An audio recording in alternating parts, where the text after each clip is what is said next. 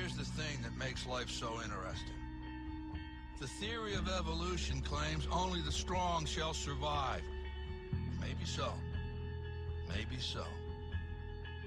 But the theory of competition says just because they're the strong doesn't mean they can't get their asses kicked. That's right. See, what every long shot come from behind underdog will tell you is this. The other guy may in fact be the favorite. The odds may be stacked against you, fair enough.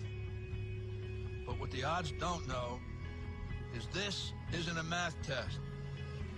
This is a completely different kind of test. One where passion has a funny way of trumping logic.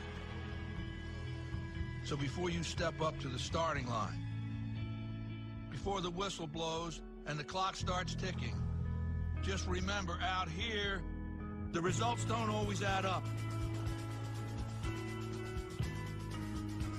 No matter what the stats may say, and the experts may think, and the commentators may have predicted, when the race is on, all bets are off. Don't be surprised if somebody decides to flip the script and take a pass on yelling uncle. And then suddenly, as the old saying goes, we got ourselves a game.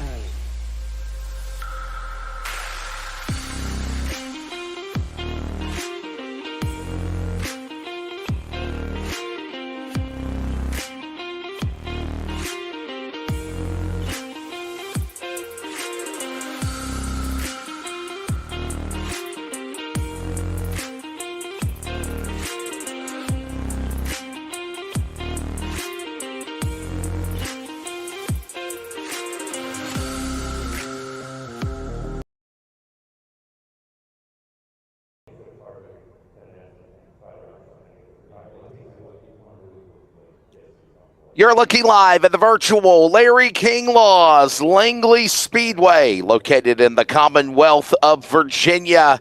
And for the second consecutive year in a row, it is the site of the second annual Christmas Clash, presented by Community Radio Network, live on Elevated TV from Hampton, Virginia. I know it says Langley, Virginia. It's Hampton. Hampton, Virginia is the town. But we welcome you to Langley Speedway, and it is ready to go. This special event, and we've got special things going on along the way. Langley and the Christmas Clash, 4 great races on deck for those that are caved in with snow and rain or cold temperatures, going through racing withdrawals. Well, tonight at the virtual world, you get to do it tonight and just take in some awesome racing moments. Oh, and by the way, the real New Year's Bash is next Sunday. I'll be on the broadcast call with Alan Dietz and Skylar Whitfield and Michael Yarborough for that one. But for right now, it's time to have some fun in the iRacing world. I'm Wesley Outland. Joined alongside is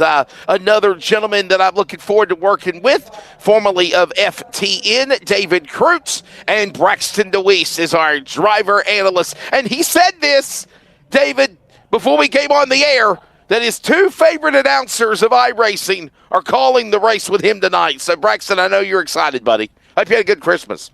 Yep, I appreciate it. You might have reworded that a little bit to your liking, but that's okay. I appreciate you guys letting me work alongside you guys. And, you know, you guys have broadcast a lot of my races, so it's pretty cool to work alongside you guys now. I thought it was your favorite. You know, so, yeah. Anyhow, You're up there. You're up there. Yeah, Braxton and his dad, Chris. I've called a lot of their iRacing events. David, welcome to the Elevated TV team. The Christmas Clash, 4 different divisions, my friend. But what are we going to be watching and seeing here this Sunday evening, sir? Looking forward to working with you. Well, it's going to be real good to watch the racing as it gets started. We got a lot of types of racing coming up. Of course, the first race on the agenda going to be those MX-5 Miatas for 25 laps. And then we got those mini stocks, and the grand event of them is the third of our 4th races, the late model stocks.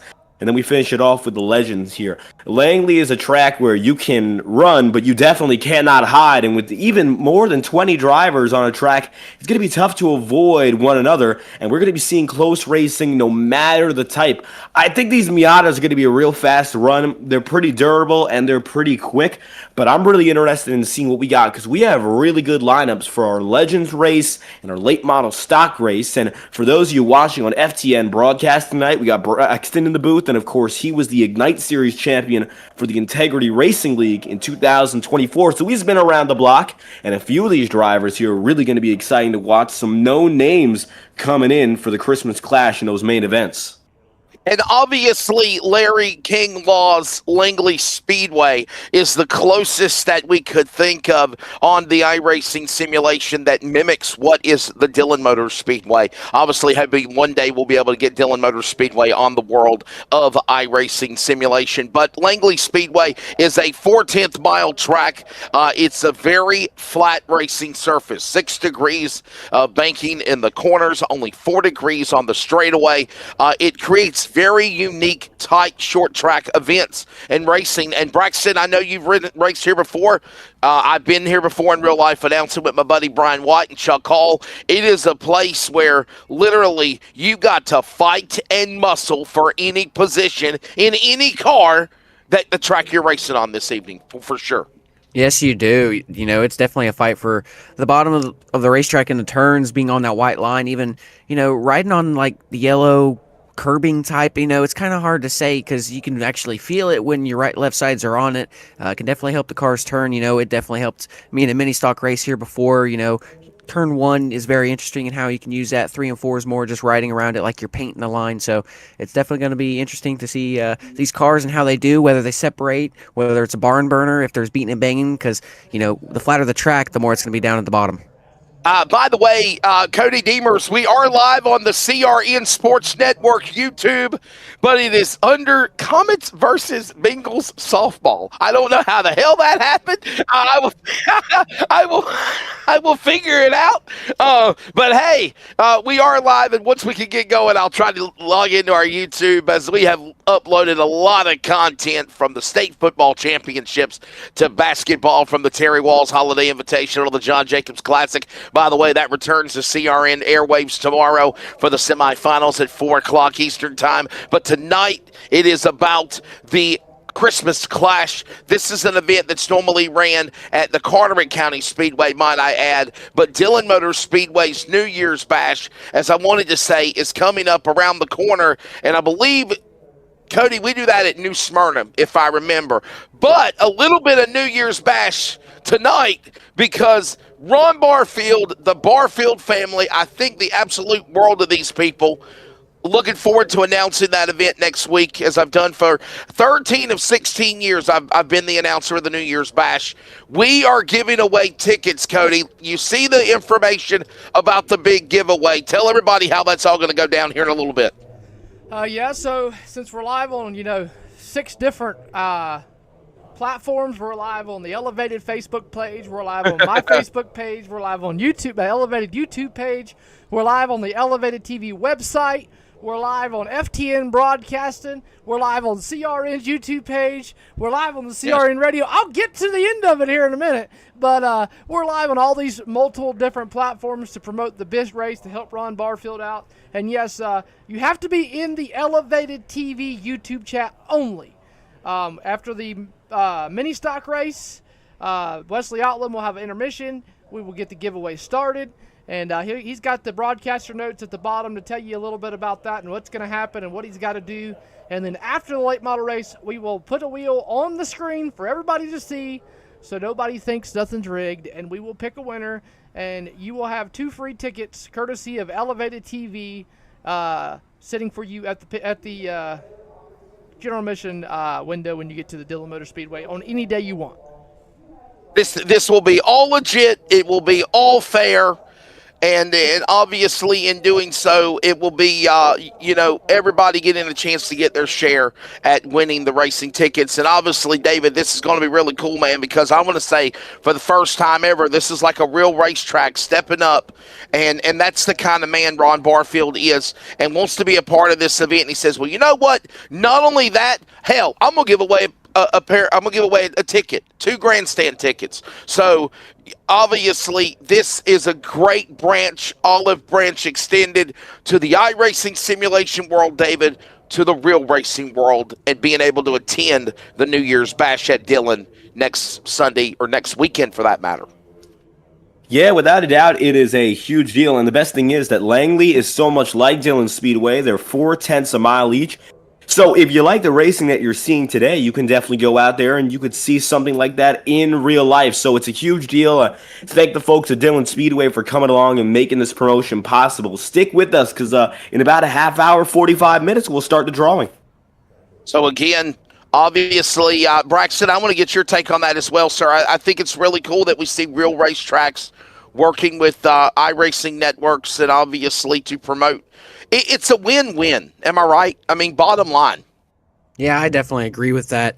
As the years go on, we see just how much more realistic iRacing is getting, not only with just how the visuals are, but how the physics are with the cars. I hear a lot of people in real life racing say it helps a lot. There's, you can really feel the same differences, just you can't feel it underneath you, but that's kind of common sense. It's pretty cool to see how close it's getting without that real feel. I'm doing that transition right now, so it's pretty cool to learn. But it's definitely going to be interesting to see how this all plays out, and hopefully we can get more tracks to this in the future. I believe Winchester is in the works. Hopefully we can potentially get a virtual Winchester 400 here on Elevate TV in the future, alongside with this. So, it's pretty cool, and hopefully, with the tickets given away, that's pretty cool. Just like you said, it's a win-win. I definitely agree with that.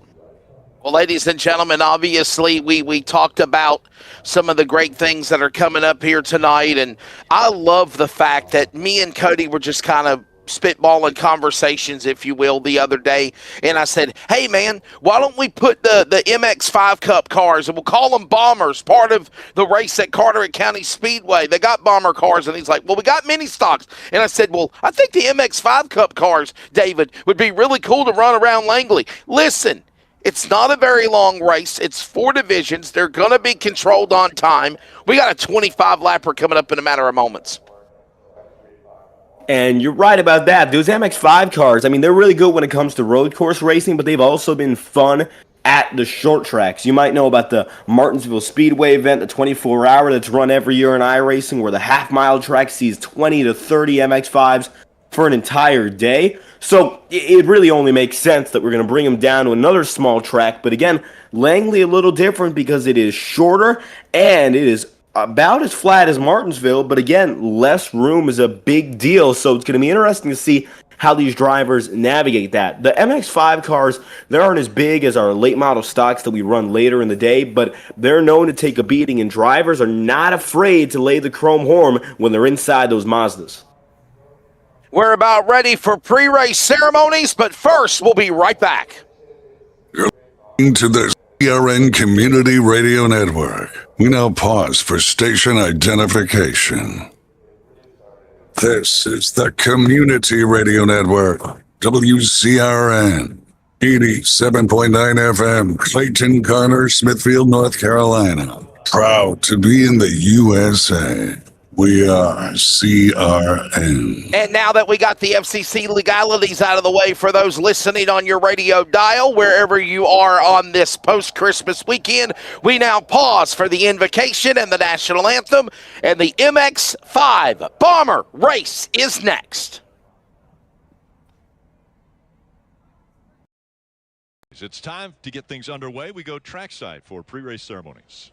Now, ladies and gentlemen, we ask you to please rise and remove your hats as we present today's invocation and national anthem. To deliver our invocation, Captain Ben Skelton, chaplain of Arlington National Cemetery, 11th Operations Group. Let us pray. Heavenly Father, we stand in awe of you. We are thankful for the ability to join together today to watch this great sport we enjoy and love. Thank you for the multitude of fans that are able to attend. We pray for the safeties of the drivers as they compete today. Lord, we are grateful for the legacy of Jack Ingram, who finished his course of faith.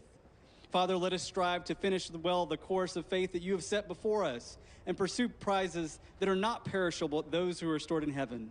Finally, gracious Lord, we're grateful for the brave men and women in our armed forces that give up themselves so that we have the freedoms we have today. It's in your holy name we pray. Amen. Oh, say, can you see by the dawn's early light what so proudly we hailed at the twilight's last gleaming, whose broad stripes and bright stars through the perilous fight o'er the ramparts we watched were so gallantly streaming, and the rockets' red glare, the bombs bursting in air, gave proof through the night that our flag was still there. Oh, say does that star-spangled banner yet wave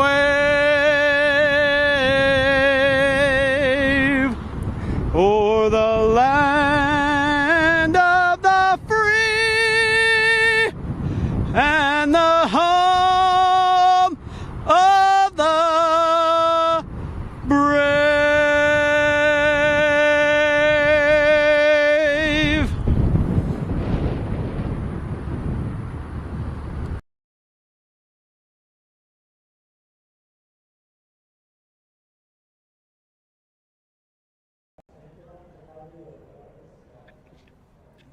Larry King Laws, Langley Speedway, the virtual nightfall beginning to settle in for the second annual Christmas Clash, presented by Community Radio Network, my company, Wesley Outland, David Croats, as well as Braxton DeWeese. We're ready to bring it to you.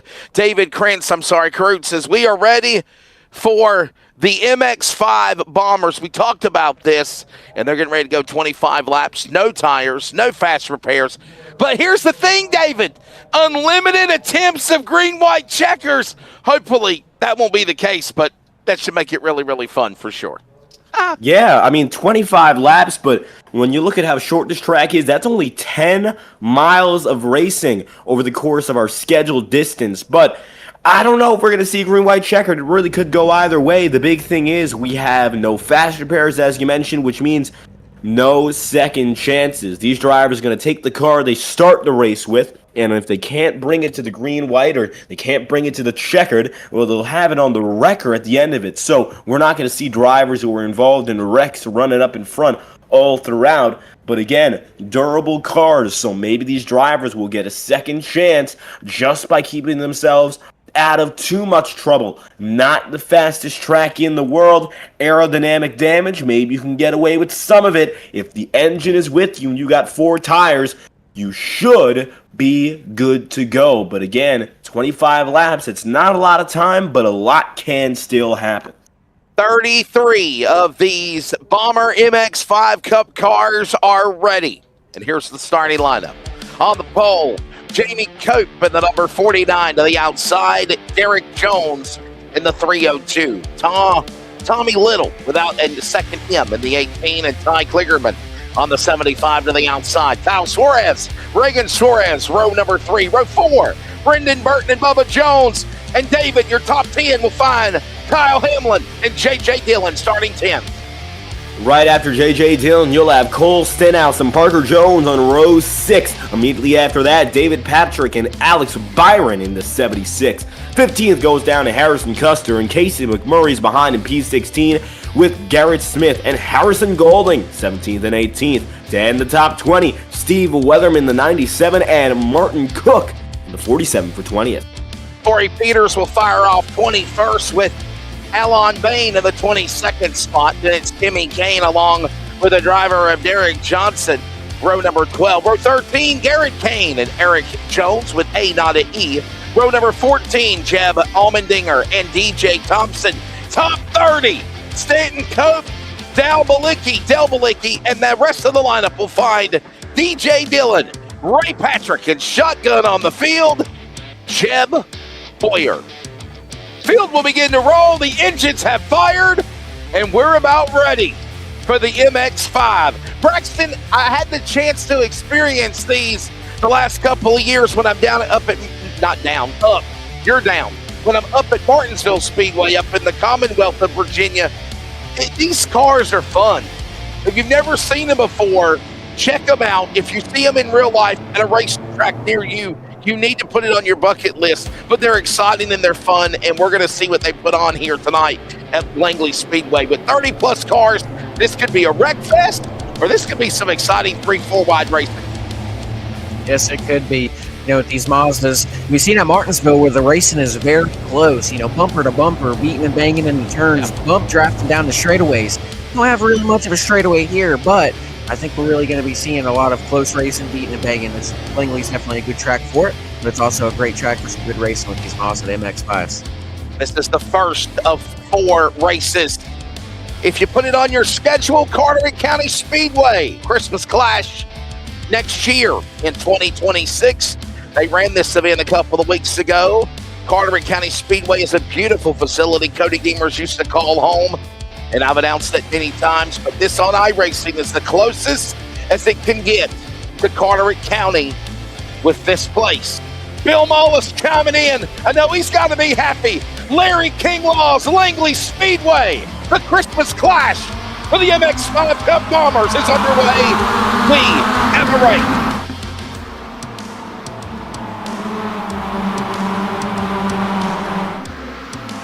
Music on as they work the back straightaway. Jamie Cope, Tommy Little, all these guys work their way off of turn number 4. How cool is this, David? What a start! Ha! Nice and easy there for Jamie Cope, going to maintain the race lead. Biggest mover inside the top 10. You got to go down to Dave Patrick, up 4 places now in the 9th position. A lot of gains, a lot of losses, though, further back from there. Some drivers gaining as much as 7 spots, and it's double file pretty deep, I'd say. Only driver to get away cleanly so far going to be Jamie Cope, putting down the fastest lap of the session, a 16.917. But otherwise, it is close quarters, and you'll see one move up to the high side there. It's tricky, and yeah, that's just what we want to see. 3 wide. Look at the movement. These drivers are not afraid to take it all the way to the end of the track from inside to outside. That is remarkable, Wesley. And Braxton, we've been treated to some phenomenal start of the race. But another thing I'm really intrigued with is the kaleidoscope of colors. Look at how it all stands out. It's very festive for the Christmas Clash lid lifter. Yes, it is. And, oh, we got second place pitting. Look at this. Tommy Little onto the pit lane. Classic Mazda number 18 behind the wall. That's very unusual. As right now, it is going to be Jamie Cope holding on to the top spot. All these beautiful looking machines with their lights on, nightfall settling in. And right now, David, they're perfectly negotiating around Langley with already 5 completed. These opening laps, they've been pretty calm. If there are any indicator of what we're going to see, maybe we can avoid that green-white checker. All these drivers knowing there is no fast repair to spare, which means that every move you make's got to be real careful. Now the biggest mover inside the top 10, going to be up 8 for Harrison Custer. And we got a lot of drivers who have made their way into the top 10, some drivers falling way back. The only driver who has not made a move so far in this entire race is our leader, Jamie Cope. That's the only difference right now. Matter of fact, with that clean air, Jamie is up a second. The rest of the field is just fighting for P2, which begins the battle. Kyle Suarez, Brennan Burton, and Regan Suarez. These leaders have gotten away. They had the track position, they had the air. Everyone else is left to fight against their own devices. Yeah, patience is key right now. Must we watch all of them working their way around the racetrack. Another lap completed. This time it'll be 10 completed, 15 to go. And Braxton, this race going by very fast, very quick. We should have made it a 50-lapper, I feel. Damn, 25 laps might not be enough.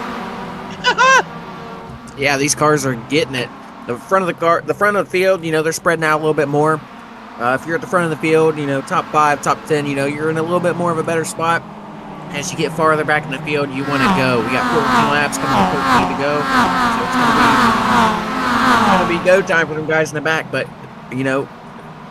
it just depends, We saw the guy that pitted there, Tommy Little. He's in the fastest lap of the race, but he is now 1 lap down. Will there be a strategy call with the fuel? Is there enough fuel for these drivers? Did he just pit just to pit? We'll see. Yeah, right now just kind of watching them, if you will, work their way lap by lap around the racetrack here. Putting laps down fast at Langley. We are nearing the, if you will, end of this one. Already halfway, second half of this race underway. Second place man came down to the pit lane. That might have been the biggest story of the whole thing there right now, David, is 11 laps coming to 10 to go next time by. And it's been all Cope, Suarez, Burton, Suarez, and Patrick. Sounds like a massive law firm for the MX-5 Bombers working off turn 4, 10 to go at the line. Strategy has remained fully constant. Most drivers not going down a pit road, and in the back of the field, some drivers are still running their fastest laps. Tire wear starting to come into play, but I don't think it's going to mean all too much right now, as the most of the field is indeed single file. So the 10 to go, coming down to the single digits here. I don't think you're going to expect to see big changes. These lead guys have stayed together. One thing you might want to look at, though, is the gap between Cope and Suarez. What was as high as 9/10 of a second has now come down to 3600ths, and with lap traffic coming ahead, you might just see an attempt to make a pass, and I would love to see that onboard perspective for the 19 of Suarez. See what's going on inside the cockpit there, because that could really show us what's it like right in the fight for the lead. And we watch on board now as they work off of turn 4. And you see how tight confines Langley Speedway really is, Braxton, with 7 to go. Seems like you're on the straightaway for, 2 seconds, and then you're right back in the corner again. Yeah, exactly. And you can see that the number 19 of Kyle Suarez, he downshifted right there. Upshift right there. Yeah, they're downshifting and upshifting and downshift right there. You can hear them. You can hear the RPM change. You can hear the pitch of the car get, louder, a little bit more of a higher pitch sound. But if you're Suarez, you are loving seeing this lap traffic here. You're like, This is perfect. The leader doesn't have his clean air anymore of Jamie Cope. He's running up a little bit higher. You see here, he's gaining. He might have a look here in the next couple lap or two. So this is a perfect opportunity for Suarez. There it is right there into turn 3. Working off the corner, 5 remaining. First race of the Christmas Clash is starting to muscle their way a little bit for positions as the 49. Cope up high. Suarez now the new leader. Burton will follow. And time's running out now with 3 to go, David, off 4. Now, lap traffic getting these guys stuck together. And when you're the leader, you got the hardest job on the planet because you got to make your way through these leaders and do it, well, basically by yourself. Nobody's going to help you. The guys behind want to pass you. The guys ahead of you want to stay on the lead lap. And you're in the trickiest job on the racetrack. With a quarter of a second to spare and 2 laps to go, Suarez having the edge as Cope has fallen back to 3rd. Can Kyle Suarez finish this one off, or are we going to see one more lead change here? Things are looking good as they come across to come to the white flag. And they are coming to the white flag. It is the final lap of the race. Presented by W Energy. W Energy 1 to go. Final time. Suarez at 19. The other Suarez is up into the top 3. And they're going to work off turn 4. The first winner of the 2025 edition of the Christmas Clash will be the driver, Kyle Suarez. Beautiful BSI Racing Mazda number 19 and a very fun 25-lapper Bomber MX5 Cup race. Flag to flag. Their second. There's Eric Jones, I believe, and I think I understand we have a crash at the end of the race, but it doesn't matter because the race is over. Coming to the finish of the race, David, understanding we got a caution. Somebody crashed, or we don't have a caution. We have a wreck, but the race is over. It's done. Checker flag fail. Kyle Suarez is the winner officially. Well, let's see if we can get a better look back at that incident and try to figure out what happened here. Everyone got across the line, and we're watching right now with the number 23 of Eric Jones to see if this is about where the incident happened. And these are the final laps being replayed. I mean, everyone's tight. It might have happened during that cooldown lap. Interesting. Well, nonetheless, it is said and done, and it is over. David, obviously a fun one. We advertised it, I think, and hyped it up as best as we could. And what a fast 25-lapper at the end on Elevated TV and CRN and all of the platforms that we're live. Thank you to all of y'all that are watching, listening, however you are, enjoying your post-Christmas weekend heading into the new year. Let's take a look at the results as Kyle Suarez will pick up the victory. Brendan Burton will finish in second. Reagan Suarez third. Jamie Cope in the top 5 with David Patrick. Then it's Hamlin, Stenhouse, Kligerman, Peters, Weatherman. David finishing in the top 10 here at Langley. Then 11th goes DJ Dillon, Jeb Boyer, and Garrett Kane for 13th. Derek Jones and Harrison Custer finish out the top 15. 16th place is Alex Byron. 17th, Ray Patrick. JJ Dillon for 18th place. And 10 seconds back is Garrett Smith as Casey McMurray in the 91 wraps up the top 10. And the rest of the finishing order of 33 will find Eric Jones, who, by the way, had a crash there at the checkered flag. He'll finish 21st, already 22nd, and still on the lead lap of the finishing order. Harrison Galding, Martin Cook, Parker Jones, Alon Bain, Timmy Kane, top 25, along with Del Balicki, Stanton Cope, Bubba Jones, DJ Thompson, top 30. My goodness, still on the lead lap. Then we go all the way to Derek Johnson, 31st.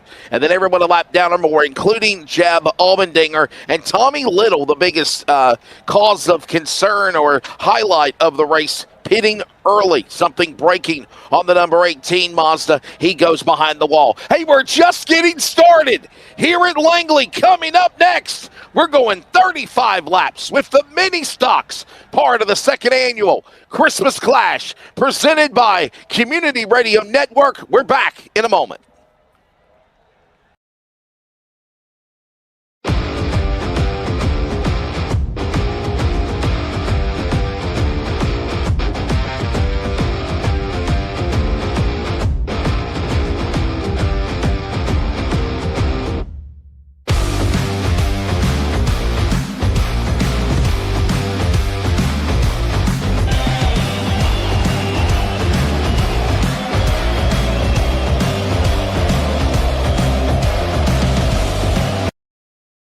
Shady Bowl Speedway is the premier asphalt track in Ohio.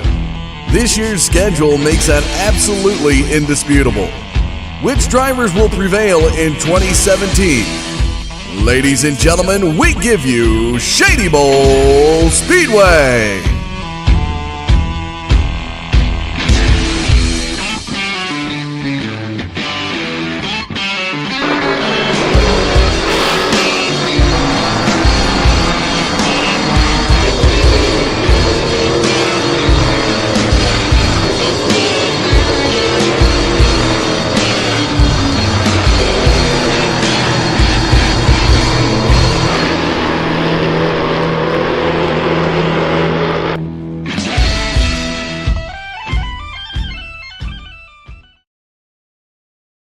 Watching Mark Martin, Jeff Gordon, Tony Stewart, Sarah Fisher, Bobby Unser, Mario Andretti, and A.J. Foyt have in common the Winchester Speedway, the world's fastest half-mile. Riding at the Winchester Speedway was a stepping stone to the big leagues and an accomplishment each of these drivers is proud to list. Come out to the Winchester Speedway. Come see the stars of tomorrow as they meet the challenges of the Winchester Speedway, the world's fastest half-mile. The Winchester Speedway offers great family entertainment, affordable ticket prices, and a chance to see the stars of tomorrow. The Winchester Speedway, the world's fastest half-mile.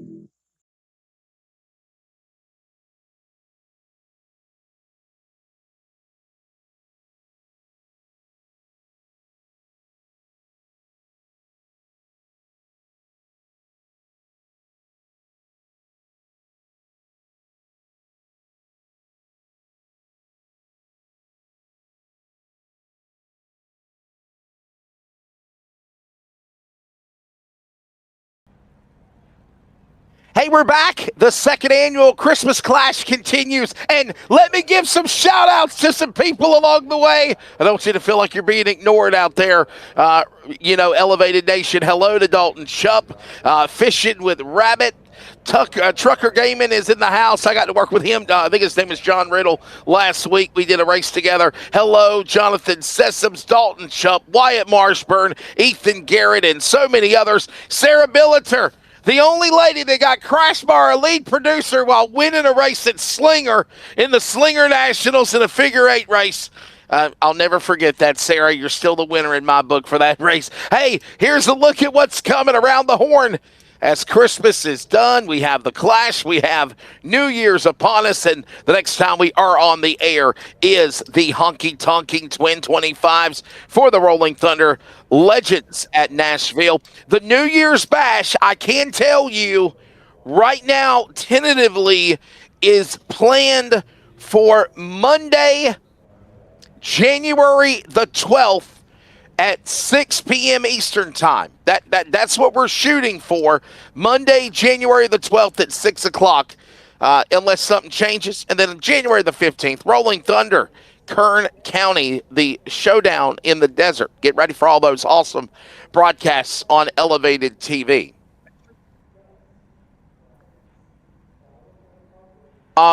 Want to also mention the Stagger Pros indoor karting event. That'll be coming up on Elevated TV. A real karting event live next Sunday, January the 11th, of course. Braxton DeWeese, you're going to be running in that. You and Cody are racing in that thing in 2 weeks on a Sunday afternoon. Yeah, buddy, we're going to see what we're going to do. It's my first time at Fast Times in Indianapolis, but I'm a light fella, so that's a little bit of an advantage. Hopefully we can do something, take some hardware home, and have ourselves a good time there with Cody. Well, ladies and gentlemen, it is now time for the D&M Lawn Care Mini Stocks. They're always fun. Here is a little music, and here is your starting lineup as they are gridded as well. On the pole, Dustin Lane of the number 15 and Jonathan Rist in 79 on the front row. Row 2 will find David Hall and Dalton Chupp. Row 3, Sarah Billiter and Ethan Jarrett. Row 4 will find Lee Jones and, hey, our driver analyst is racing, Braxton DeWeese as well in the 002. Top 10 on row 5, David, I'm sorry. Jonathan Sessoms and dad of Braxton, Chris DeWeese, right behind him in 10th. Right after the head of the Braxton DeWeese fan club, you got 11th place. We got Cody racing, Cody Deemers, P11, and Wyatt Marshburn in 12th. Then, just after that, you got the 13th position, Sessoms Victoria. I think that's going to be a flipped around name. Victoria Sessoms, right? And John Riddle in 14th. Last, we've got Aaron Sessoms there, the 15th and final driver that'll be running with us here. A little bit of a smaller field, but it's going to be everything as exciting, if not more. And, of course, we got one of our own guys in the booth working with us tonight. It's going to be fun. We're going to enjoy it.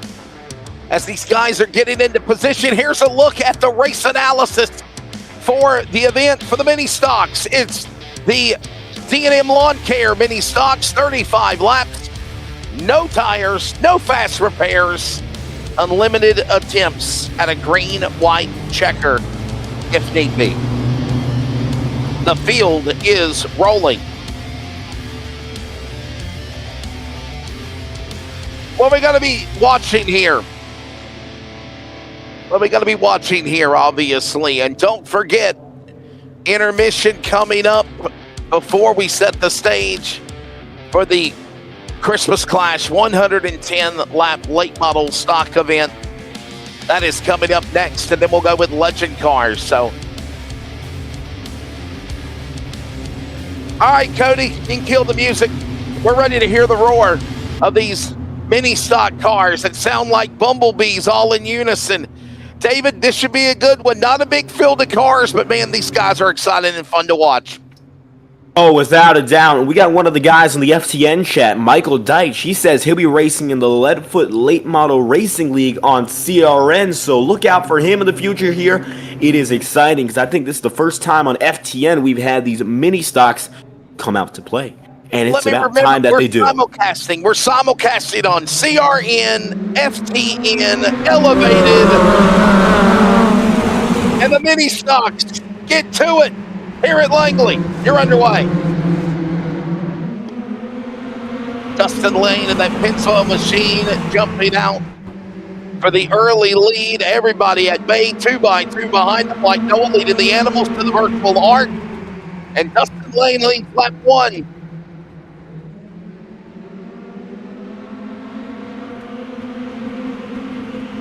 Jonathan Systems won this race last year. He's in the 5th position. We'll see if he can fight claw his way for a chance to repeat. Look at this. Braxton, you got to fight muscle your way. You're in a big battle. It's 3 wide all over the place, it seems, in the early going. Yeah, it's some real good racing here in the back of the pack. It's go time. I mean, these are short races, so if you're in the back of the pack, you got to make sure you go. See the 2 ghost cars there of myself and my dad, my teammate, beating, banging through there on the low side. Trying to make your way through there. Sometimes you have to with these mini stocks. And, I've raced the mini stocks here, like I said earlier in the broadcast. And, we'll see if they, try to paint that line down there or try to run on that yellow. It's definitely going to be interesting. I've found a little bit of an advantage using that in some of my races. So we'll see how these drivers play out here. Already working 5 laps completed when they come to the line right now. Lane continuing to hold on to that spot over Hall and Bilter. Sarah Billiker right there along with Jones. You gotta love that rumble. I mean, it sounds like the real thing if you go to a local track. Whoa, we got a car up high. Hold on. 24 falling back. Jonathan Sessoms in trouble in the Mountain Dew car. That's not good, David. Yeah, Jonathan dropping all the way to the back of the field on that one. That's the first hit that we've really seen all night from driver under green. That is a big deal. And when everyone's hogging that inside line, it's going to be really hard to pass. And I don't know what Sessoms is going to do now. Already making a spot back up, but that's a lot of spots to make. Jonathan starting in the 9th position, now down 4 on that qualifying placement. By the way, we want to say a big thank you to Stagger Pros Motorsports for the weather sponsor. We'll show you the weather conditions very quickly as we are moving into the nighttime. And there it is, 70 degrees, track tip at 73, wind speed at 9 miles an hour, mostly cloudy conditions, and really ideal, perfect conditions for this event right now for the mini stocks, if you will, David, no doubt. Now looking aboard with David Hall. Hall, that time by, running only a few hundredths slower than his best lap in the session. 10 laps in out of 35 here. Dustin Lane leading all of which In the last race we saw with those MX-5 cars, we had a leader for 20 of the first 25 laps. Things ended up changing in the final 5, and maybe that's the expectation here.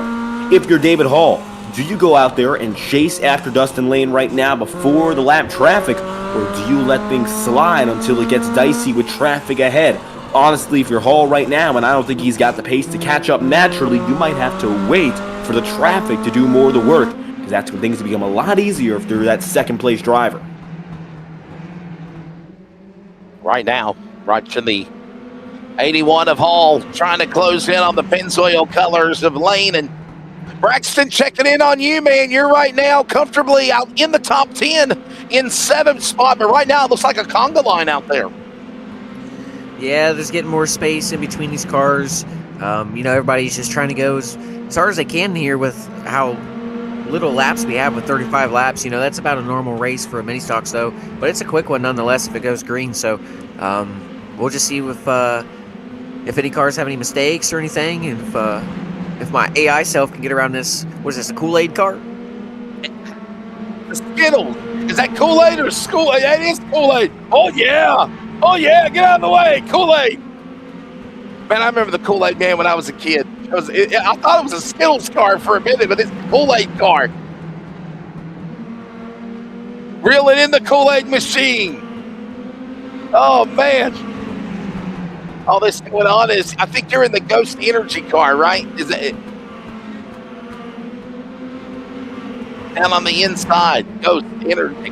Hey, by the way, speaking of energy, 20 laps to go, and the Christmas Clash late model race is coming up next. I will give you all the details of the rules to qualify yourself for those tickets for the Christmas Clash here tonight, for the New Year's Bash, Street Stock Nationals, the real race at Dillon next Friday, Saturday, and Sunday. And we're halfway home, David, and right now it's all Dustin Lane leading the way.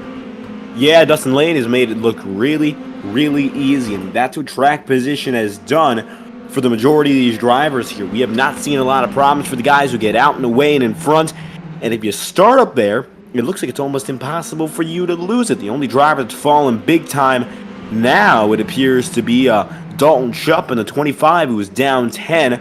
Jonathan Sessoms is now down 6, but if you're in the top 10, you have either stayed steady or you have moved up, and so it looks like a gain of positives for a lot of these guys here. Of course, I'm sure David Hull just biding his time and waiting for an opportunity, one that he has not gotten yet, and he might have to watch his back. That time by Sarah Billiter a little bit quicker, and that's a few hundredths of a second lost each time by. That was a 17.497 for Sarah. David running a .561, the slowest in the top 3. Yes, Sarah Billiter, by the way, up to that 3rd position. Only Letty in the field as we're closing in on under 15 laps to go. Coming up next, the late model stock portion of the Christmas Clash. 110 laps. Hey, if you'd like to know more about Elevated TV, hit the QR code. And coming soon, a website. It's already up, I'm understanding. So click the QR code and it'll take you to the website. And David, we're heading to the home stretch here. Another, right now, caution-free race. Sorry to our buddies at Braxton DeWeese Racing. He's in the booth. He's our driver analyst, but no yellow flag yet. But right now, since the drop of the USA Tires green flag, it's closing to the end for the mini stocks, and Lane is easily in front. Yeah, it's been calmly collected for P1. However, I really do think we got a battle for second on our hands here, and it's only getting narrow and narrow each time by. Jonathan Sessoms, even though he's been the slowest guy on the racetrack, doesn't look like he's going to be put one lap down, which leads me to believe Dustin Lane could be home free so long as he just doesn't make any mistakes on his own accord. But Sarah Builder's got to set it up better than that. That was a weak entry and exit through 1 and 2. And so now you got to fight as Lee Jones makes a move and gets inside the podium. That is Jones for the first time tonight in the top 3, up 4 now on the day. 10 remaining now. It's go time. If anybody's holding back, you better show what you got. Riston Bilter now battling to run down Jones. Is Lane and Hall still in the top 2. All these guys working their way around the racetrack. 8 laps to go. This is from the start-finish line camera, and that is really, really fun. DeWeese, it seems like, Braxton, you're in a stalemate, man. You're not going anywhere. You're still battling the Kool-Aid man, and you're still in 7th. Yeah, we've pretty much just maintained. We've only gained about 1 spot. Just not the speed that we were looking for, I guess. We'll have to go and get on our AI self a little bit and make sure they're a little bit faster next time. Nakia Chitwood says, I'm going to set my phone up while I'm cooking. Quack, quack. There you go.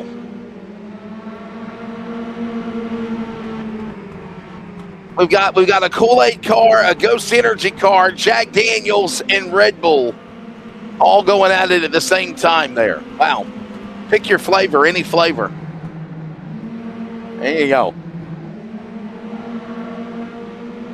And Ghost Energy behind him as well, another car. And then we got Rusty's, the Lightning McQueen guy in the back as well with Deemers. And 5 to go, David. This one's flying by quickly here. Another caution-free race for the mini stocks at Langley in the Christmas Clash. No trouble for our leader. Can Lee Jones, though, do anything about getting up to second? Well, right now the gap looks a little too big, but I wouldn't be surprised if the number 79 of Jonathan Rist had something to do about it right now and try to get up to third. Lee Jones got away from Sarah. Sarah back down to her qualifying position in 5th. But all of a sudden, look now at Jonathan all over the back end.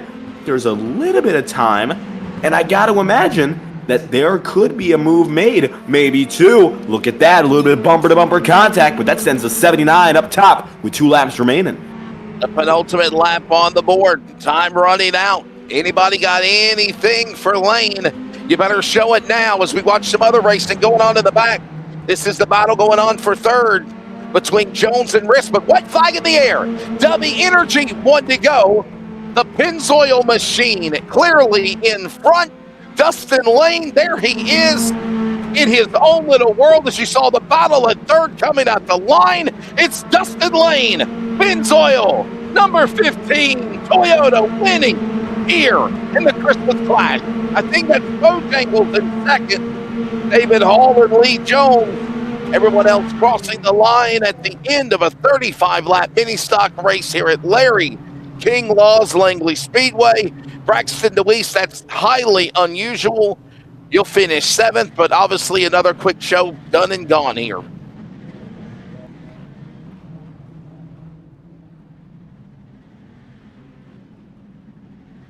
I think we lost Braxton. Braxton, you there? I'm here. I'd like to add real quick that I'm very surprised that it has gone caution-free, especially with the Mazda MX-5s. I mean, them cars aren't really made for ovals. But they've put them on ovals, like the next gen, but that's a different subject. And, you know, with the mini stocks, usually you would see a caution or 2. You know, we've seen a little bit of contact there between the 6 car of Ethan Jarrett, and I believe it was 24 of Jonathan Sessom there in the back of the pack earlier on in the race, but that was pretty much it, the most we've seen.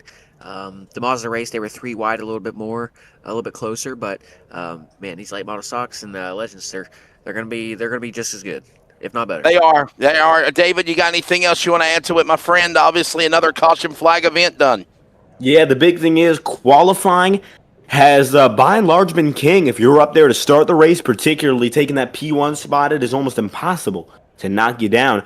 Dustin Lane looked invincible on the racetrack, and I think that's going to be the trick for this next coming race. If you qualify up in front, you got the biggest advantage of all. Everyone else could be slugging it out. Our biggest mover was Aaron Sessoms that last race, going up 9 spots to 6th, but he was the anomaly. Nobody else making it more than 5 spots up on the racetrack at the same time. So either you start up front or you are the one and only who can make those moves. I think everyone's going to prefer to try to get up to the pole position. Well, ladies and gentlemen, here's a look at the results of the mini stocks. Part of the second annual Christmas Clash presented by CRN. Dustin Lane, the Pennzoil machine, will pick up the victory. David Hall will be the runner-up in second, a second back, and then 3 seconds back or more. In the top 10, separated by almost 8 seconds there with Chris DeWeese. It's David Hall, Lee Jones to the winner, Dustin Lane, of course. Jonathan Riss, Sarah Billiter, Aaron Sessoms obviously won it last year. He ends up 6th. Braxton the Week 7th. Midway through the package, you got the rest of the finishing order there, David. And then from there on out, you got 11th place, and that's going to be Cody Deemers. And 12th goes John Riddle. Dalton Shupp 13th, with Jonathan Sessoms falling back big to go 14th, as Ethan Gerard is the last man to start and finish, finishing it out 14 seconds back in 15th.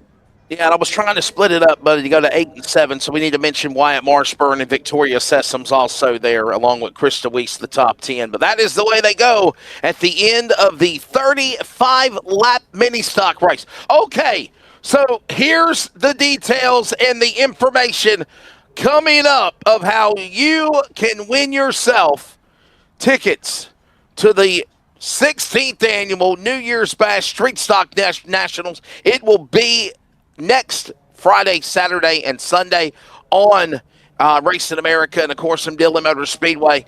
But here's what you got to do. This is your chance to get signed up, and you're going to get signed up right now. Am I right, Cody? This is what we're going to do. So remember, you can get signed up now, but we will draw the winner after the New Year's Bash Christmas Clash race. Yes, after the Christmas Clash late model race, then you can get signed up. You will be given a number in a moment from me to put in the chat.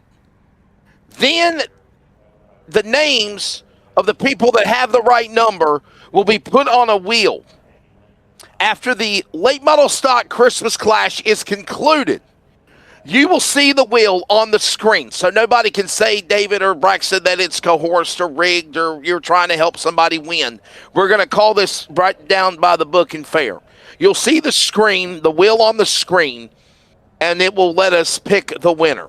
The winner will then either put their name for the people, for the 2 tickets, or will message Elevated TV to get the 2 names. I'm confused by that part, Cody. Can you elaborate on that? That makes no sense to me even announcing that. I don't understand it. No, so basically either if you win the tickets, you're going to message Elevated TV, or if you have me on Facebook or my phone number, you message me, or you put the 2 names in the chat box of who you want the tickets to go to. So basically your first and last name. If you don't feel comfortable putting it in the chat box, you put it on you send a message to Elevated TV's Facebook page or my personal Facebook page or my phone number, whatever you have. And then I send it to Ron Barfield, and he'll have your tickets wrote down on the at the front desk. Okay. All right. Cool deal.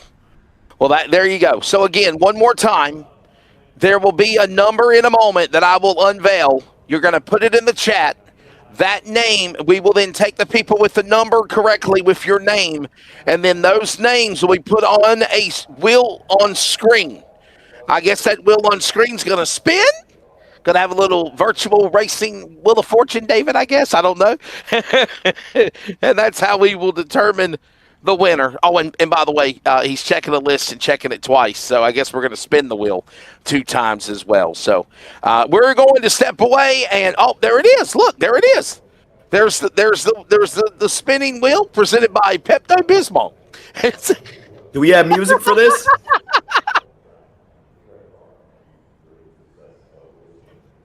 All right, so how do we choose a number? David,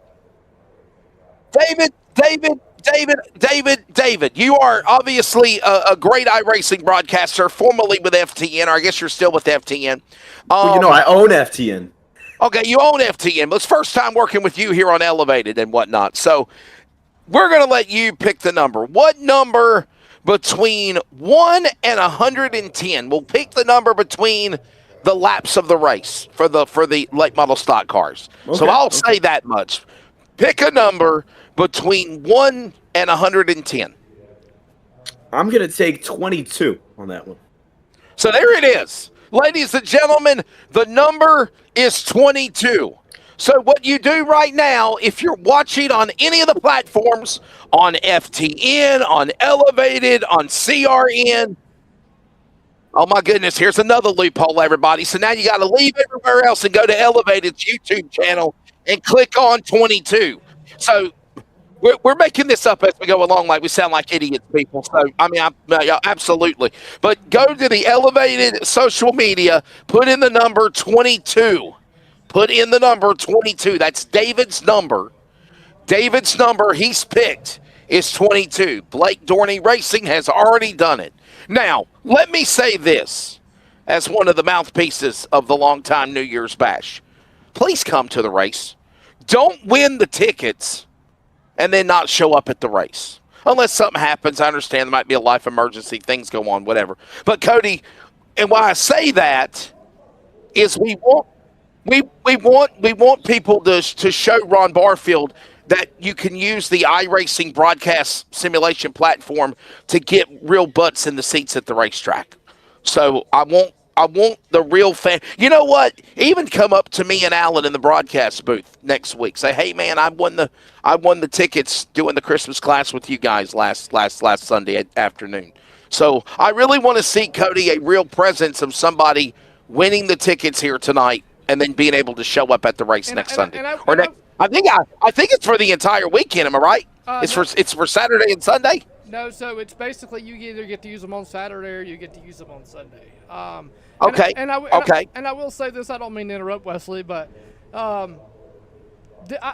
done this out of generosity of my heart, and Ron Barfield done it out of the heart of him and the good person that he is. So yes, if you win these tickets, please go and say Elevate. You won these on Elevated. I don't care if you tell the person sitting next to you in the grandstands, or you tell somebody on the phone that you're talking to on the way to the racetrack. Just tell somebody, because at the end of the day, if you tell somebody, oh, hey, I won these tickets watching Elevated, and another track near them comes and does this again, then these tracks can see, hey, like Wesley said, we can use the iRacing platform and the broadcast and to get people in the real seats. And also, not only does it make the tracks look good, it makes me as an owner of Elevated look good. It makes David, Wesley, everybody involved in the whole situation look good as well. So, and this is why I done this, because, you know, Ron Barfield is a good guy. I love Dillon Motor Speedway. Wesley's going to be announcing there on top of it, so it just all fits into place to do it at that certain place. It'll be a fun one. Obviously, David has picked the number 22.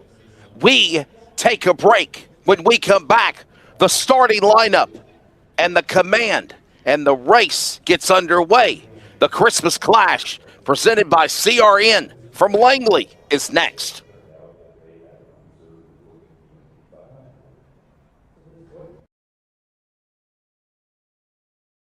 Extreme racing, extreme excitement, extreme fun. Sportsdrome Speedway in Clarksville, the place for fun-filled, affordable family entertainment in Kentuckiana. The only asphalt track in Kentuckiana to feature oval action and the thrill of figure-8 racing. Visit SportsDromeOnline.com for ticket prices and a full race schedule. Sportsdrome Speedway, the grassroots of auto racing since 1947.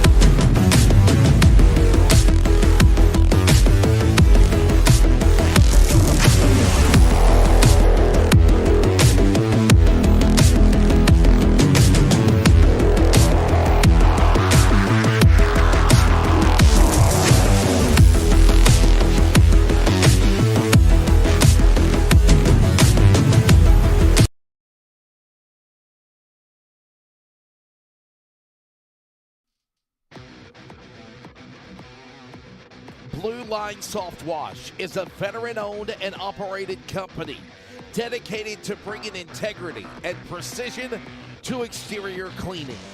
Founded by a retired law enforcement officer, and we proudly back the men in blue. Blue Line Soft Wash upholds the values of service, commitment, and attention to detail in every job. Trust Blue Line Soft Wash to protect and enhance your property with the same dedication they once gave to protecting our community. Protect and serve. Protect your car with Blue Line Soft Wash today.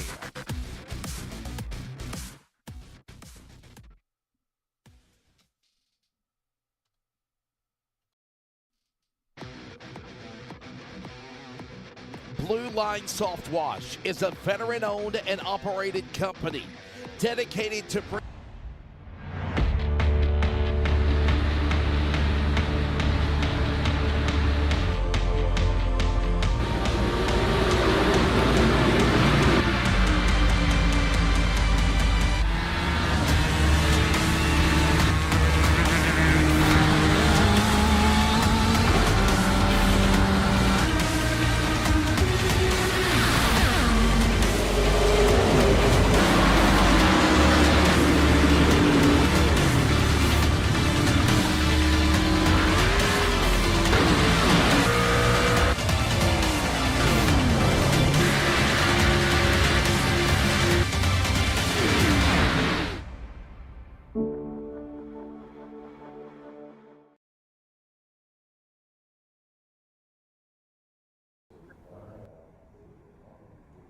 You're listening to the CRN Community Radio Network. We now pause for station identification. This is the Community Radio Network, WCRN, 87.9 FM, Clayton, Garner, Smithfield, North Carolina. Proud to be in the USA. We are CRN. Welcome back to Larry King Law's Langley Speedway, the second annual Christmas Clash. Getting closer and closer to the big show as it is about go time, no doubt about it, as we're ready for 110 laps. We're so glad you're joining us at the top of the hour. I'm Wesley Outland. David Kreutz from FTN is alongside, and Braxton DeWeese is our driver analyst. Cody Deemers can't fit his name into the fancy graphics, but he is the guy that is punching the buttons. He's the guy over the years that is put together these special events. And speaking of special events, Cody, let's put them up on the screen. What's coming up around the corner of special events? And obviously the next one besides those are the New Year's Bash. And I believe we've also got some other events that are coming up. I think you said you put them on the screen. Speed Weeks at Southern National. That's going to be really, really cool. So, I made the logo for it yet, but yeah, we got the New Year's Bash coming up. We got the Speed Weeks coming up. We've got New Smyrna Speed Weeks coming up. We got Speed Weeks in March coming up for Southern National. We got so much going on. We got probably more than I think the Icebreaker. I think it's the Icebreaker at Myrtle Beach. I normally we try to do that one as well. So any type of the big real races, we try to mimic them, obviously, and do them. So, David, man, getting ready for your first Christmas Clash. What do you think we're going to see with these late model cars on the very tight confines of Langley Speedway as we're mere moments from getting ready to introduce the starting lineup for this race? Well, I tell you what, there is absolutely no way that we're going to stay under green for all these 110 laps. I just don't think it's going to happen. I feel like we're going to see something that finally breaks the ice. I think it was a surprise to all of us here that we went through these first 60 laps of the day with nothing. But the late model stocks are faster. It's still a very tight, very small track. And we got a hell of a lot of competitive drivers on this entry list. They're going to make it a thriller to watch. So with that being said, I think we're going to see something different here, and that something different is going to come with at least one caution on the day. Yeah, we're getting ready to introduce the starting lineup. You see the guys, and they're getting gridded, guys and gals, for the Christmas Clash. By the way, as I mentioned, this is the second edition of the Christmas Clash. If you have it in your bucket list to go to Carteret County Speedway, a vacation down in the, of course, Atlantic Ocean, Carolinas, make a weekend out of it and put it on a racing weekend at Carteret County Speedway as well. They normally run from like March all the way to December, and take in a racing event. I know Bob Lowry and Judy Haley and everybody would greatly appreciate it. I know we're giving away tickets for the, obviously, New Year's Bash, Street Stock Nationals, and the virtual race for that, tentatively scheduled for Monday afternoon, January the 12th. But obviously, this event mimics what they do at Carteret County Speedway, and I really don't want to take anything away from what Bob Lowry and Judy Haley and all the people have done there. As the field is gritting, they're about ready to introduce. And Cody, before we give the starting lineup, I know that Carteret County Speedway is a special track for you as well that you called home for a while. Yeah, Carteret County, I actually had the privilege of starting going there in 2019. And, Coastal Plains is that's my life. You know what I mean? That's where I grew up racing. That's where I got my first starts, doing anything racing-wise. And that's always got a deep down special place in my heart. But, yeah, when they shut down Carteret, become my home track. And, working with the great Leon, man, God rest his soul. And Miss Leon, yeah. I've done many flagging races with him. I've done a lot of racing at Carteret. I mean, it's a special place to me, and to be able to mimic the Christmas Clash on here, that being their biggest race. I remember when it used to be called, I think, the Race of Champions or something. Yep. So now it's the Christmas Clash. So just means a lot to be able to sit here and do it on iRacing. Well, ladies and gentlemen, without a further ado, here's your lineup music, and here is David to give you the starting lineup from the 20th position to position number 11. Well, going from the back on up, you're going to have your 20th man there. We're looking at him right here. That is David Hall, and right beside him will be Landon Huffman in the 19th position. 18th goes Dylan Ward, the number 7, and the number 8, you'll see that Sundrop Chevrolet, Dale Earnhardt Jr. Right ahead of him, Riley Music and Brandon Clements up to 15th, as Dalton Shupp goes in the number 18 machine in 14th. Sterling Clemens will be 13th. Brendan Queen will be in 12th, with Jonathan Sessoms in 11th, and the final driver, of course, there before we move on to your top 10. Wyatt Marchburn will start shotgun on the field of that number 43 machine. To the outside of him, starting in 9th, Caleb Hall. Obviously, keep an eye on the driver of the T38, that beautiful orange and black car. Moving on to the number 8 position, starting on row 4, the number 43 of John Riddle in the Boulder Suns entry. And from Raleigh, North Carolina, a Legends and late model champion at Wake County Speedway, that is Carson Hayslip. Moving on to row number 3 in the 6th position, driver for the Rev Racing entry stable, ready to watch and see what the Picarero's entry will do. That is Toro Rodriguez. And to his inside, starting 5th from Richlands, North Carolina, a former NASCAR Advanced Auto Parts state champion. That is Tyler Matthews. Row number 2, starting 4th, Noah Allison in the Pepsi colors of the number 26. And to his inside, starting 3rd, driver of the number 17 Motor City Buick GMC entry, that is Sarah Bilter. In the front row, we'll find the driver of Lee Jones in the Rickson Arizona Performance 262. And on the pole, the young hot shoe building his name across the Carolinas in the 10th world, number 9, that is Aiden Millett. Ladies and gentlemen, there is your starting lineup for the second edition of the Christmas Clash, presented by CRN, the Community Radio Network. And there is the man that won the race last year. Yes, sir.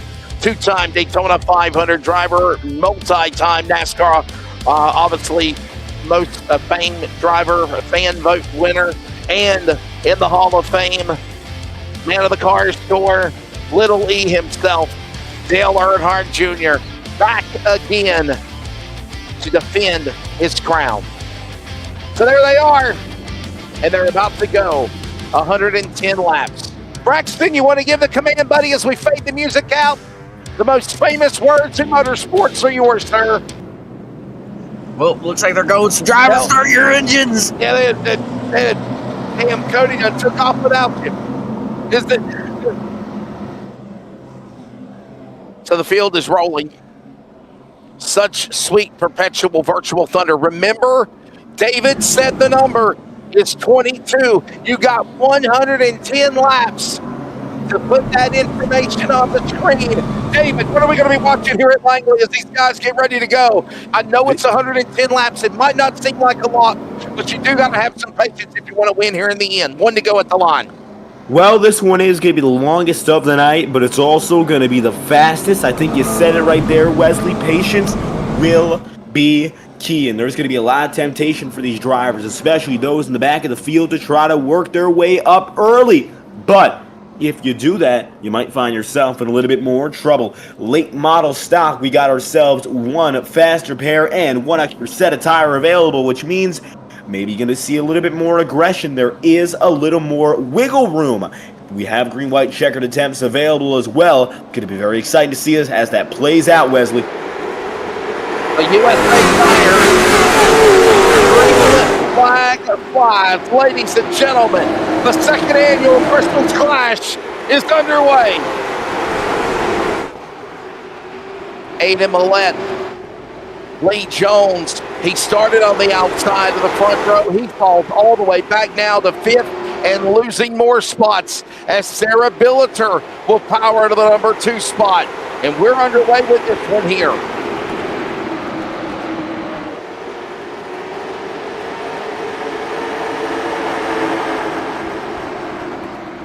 Three wide, muscling for all the positions. These ain't mini stocks, Braxton, at least. These are big, full-fender cars, and you might not have a lot of wiggle room in the process of doing it.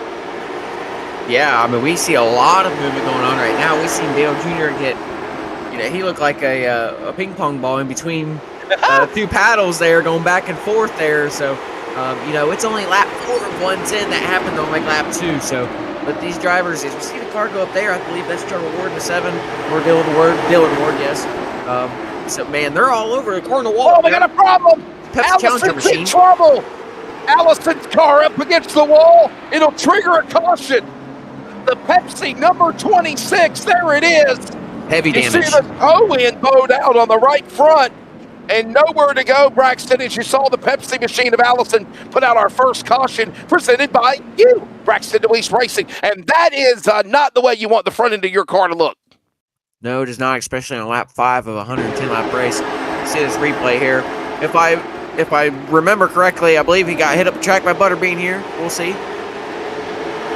They were 3 wide for contact. Yeah, I got squeezed into the wall, 3 wide. Wow, that was Junior and DeWeese. And, of course, Butterbean Brendan Queen.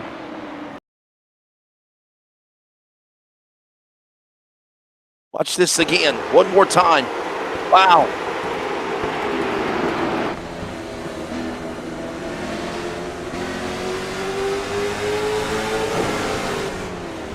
Allison and Butterbean Brendan Queen making contact. David, that's a little unfortunate for Noah Allison to bring out a caution here in the early going. These are the things we talked about.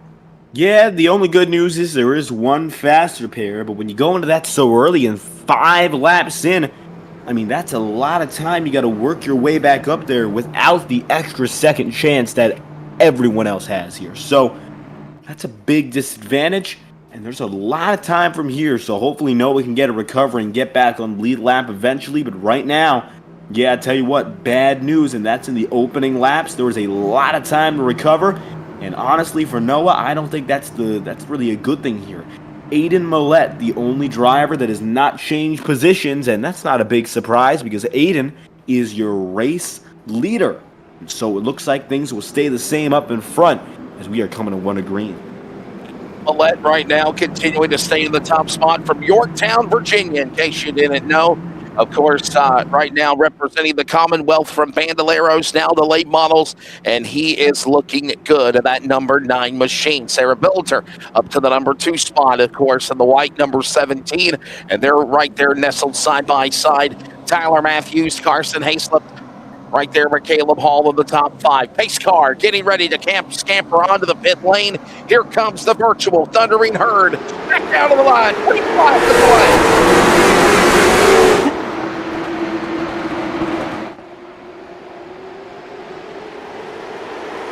By the way, caution lap not down.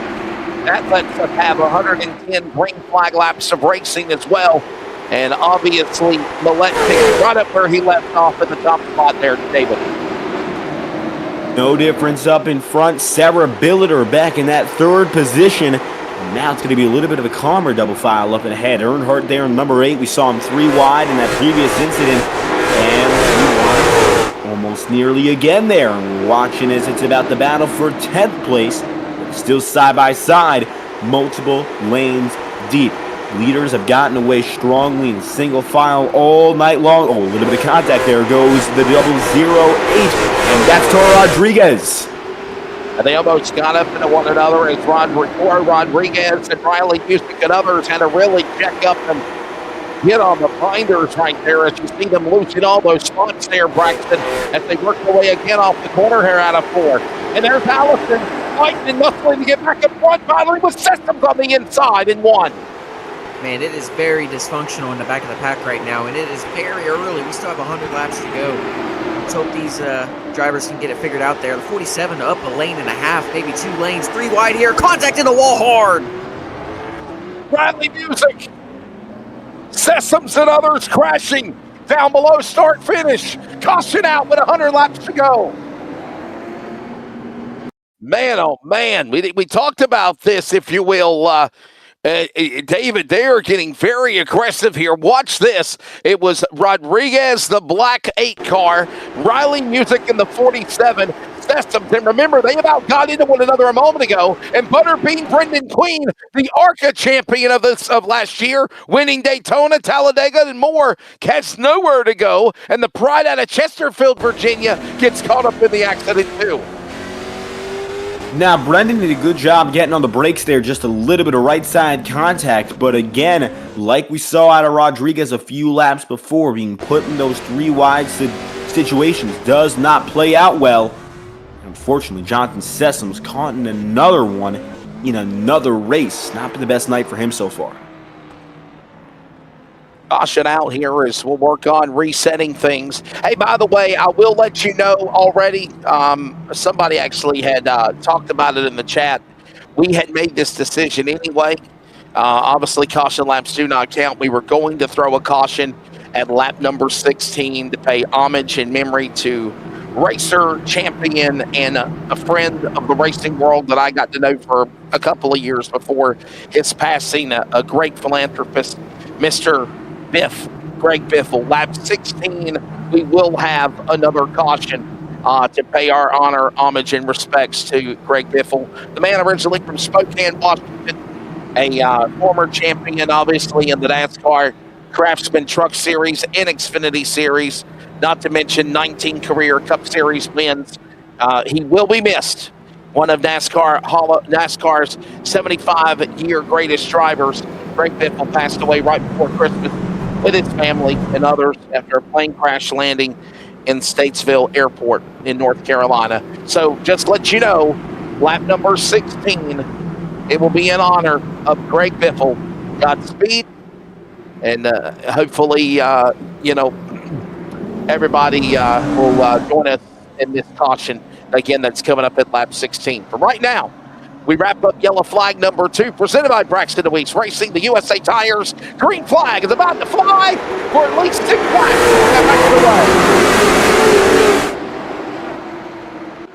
Only fitting, David, that we would have a tribute for Greg Biffle. I know people were asking about it on the chat box, and obviously we will do that. And only a few laps away now. I don't think we're going to see any big developments until then. Oh, take a look at that. Right up the alley there goes one driver. That's the one in the 08, I believe we're looking at. Wow, take a look at the moves now up in about the top 10 range. Number 38, Wyatt Mashburn, side by side now with, looks like, Carson Haslip, who made that big move 3. Didn't pan out for long, though, as it looks like instead the 38 gets away a little bit better. And Mashburn staying on the inside now is to fight with Earnhardt up on the high side. All this going on as they work their way back across the stripe. 2 laps to the tribute. Our fallen racer and friend of many, Greg Biffle, as right now Aiden Millett has led since the drop of the green. Sarah Bilter in second spot as they work their way into the corner into 1 and 2. Aiden Millett in the lead. I know we've had a couple of cautions, but we had already had this planned. Here they come to the line. Another Braxton DeWeese Racing caution flag, and this is in respects to our friend, the Biff, Greg Biffle. Caution out on lap number 16 of the race.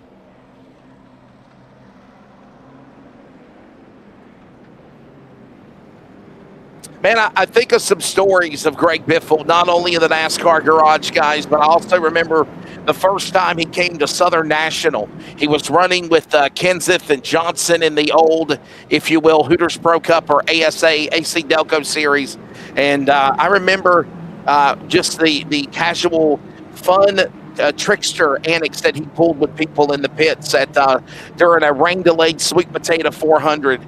It was one of my first times being on pit road and working at Southern National, and just remembering the way that it was just the funny comedic guy he was. But then David, they'd laugh, they'd cut up, they'd share snack stories and sandwiches, and then time to get back on the racetrack, guys. Track drying's done.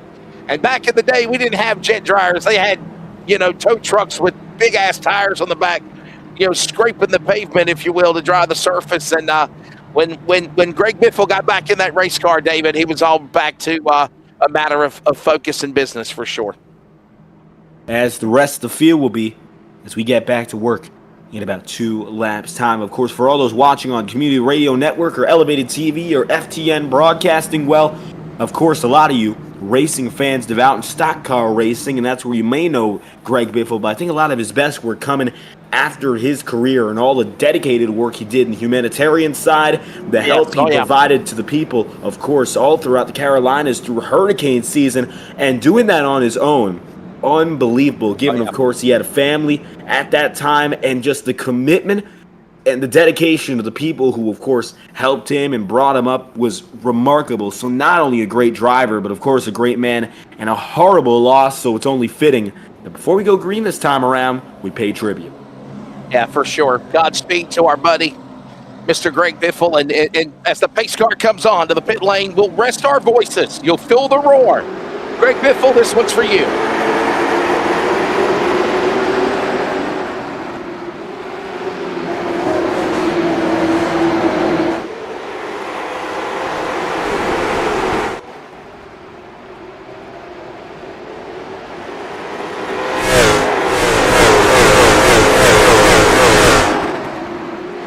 Field works their way back into the corner again into turn number 1 and 2 as trying to settle out behind the leader, Aiden Millett, as Clemens and Matthews and Allison, and something happened closer to off trying to fight and get those positions back as they work their way again back into the corner on the back straightaway there, David. As we've seen just about all race long, double file, and maybe even a little bit of that triple wide racing in the back of the field, but will that bode well? Oh, I'm not so sure. Look at that squeeze there. Wow. Free spring. and I'll tell you what, Braxton, it seems like Riley Music and Cora Rodriguez have all been a part of these crazy shenanigans in the early going of the 20 laps of the Christmas Clash. Yes, they have, and I think one thing we've learned in the 20 laps that we've done so far is anytime they're 3 wide, we need to just hold our breath. Something's about to happen. For sure. By the way, the number is 22. Ironically, pardon the pun, we're on lap number 22 next time by. 22 is the number that David picked. Well, for all the people that have the number in your chat box, you have plenty of time. You can put the number 22 now before the race ends. And thanks for everybody that's watching as well. As right now, 23 of 110 laps being worked on. Aiden Millette continuing to run away with this thing. The man from Yorktown, Virginia. And as I mentioned here, David, he's no stranger to Langley. He has branched out over the last year and done more traveling, more big money races. He ran at the Christmas Clash at Carteret County a couple of weeks ago in Swansboro, North Carolina, at the real Carteret County Speedway event. But he comes from Yorktown, Virginia at the Commonwealth, and he's right now working his way as the leader of this event. No trouble for that leading man, and you mentioned it, coming back down to Langley, a familiar place, and so far, all that expertise has worked out in his favor. A second up on your second place man. And I'll tell you this much, P2 has had a great ride. That is Sterling Clemens up 11 on the day, and that is tied for the second most positions gained by any one driver on the night. Sterling is to go out there and fight for the lead. That would be the Hard Charger Award and the race win all in one. We'll see if it plays out that way. Right now, Clemens is just over a second up. Time still in his favor when it comes to giving that an opportunity. Now, not a lot of side-by-side battling as everyone is beginning to settle out. Another driver was up 11, Dale Earnhardt Jr., up into the 6th position just behind Wyatt Mashburn. 38 is another opportunity to pass if Earnhardt can get there. Braxton, I bring you back into the fold as our driver analyst from Braxton to East Racing. Right now we see the defending winner, Dale Earnhardt Jr., currently riding around, and looks like he's fighting that car right now. This is a big problem on handling for Little E. Yeah, for sure. You really don't want an ill-handling car right now. I mean, to a certain extent, you know, you can potentially have a better handling car in the long run, but, you know, it's still just not a good feeling to have an ill-handling car on lap 31 of 110. You know, right now is a great opportunity to find a rhythm, see what you believe is the best for the car, and what's making the best time. So, you know, we'll see what changes here as these cars and drivers get in more of a rhythm. See if we can get a long run for the first time this race and see how that plays out. We have a set of tires in the pits. We'll see if they use them. Fuel, or do they have enough fuel? There's a lot of things that still play out in this race, and right now is a great opportunity to see how some of it starts to play out. Yeah, by the way, as we look at the D&M Lawn Care top 5 for the time being, there it is, that the Dale Earnhardt Jr. car starts to make a run now after Wyatt Marshburn and others on the racetrack.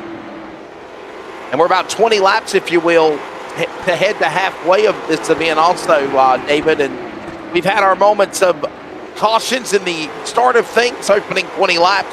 And now we're kind of settling ourselves in, I think, for some quiet racing, if you will. Just be patient, ride and drive to get to the halfway mark.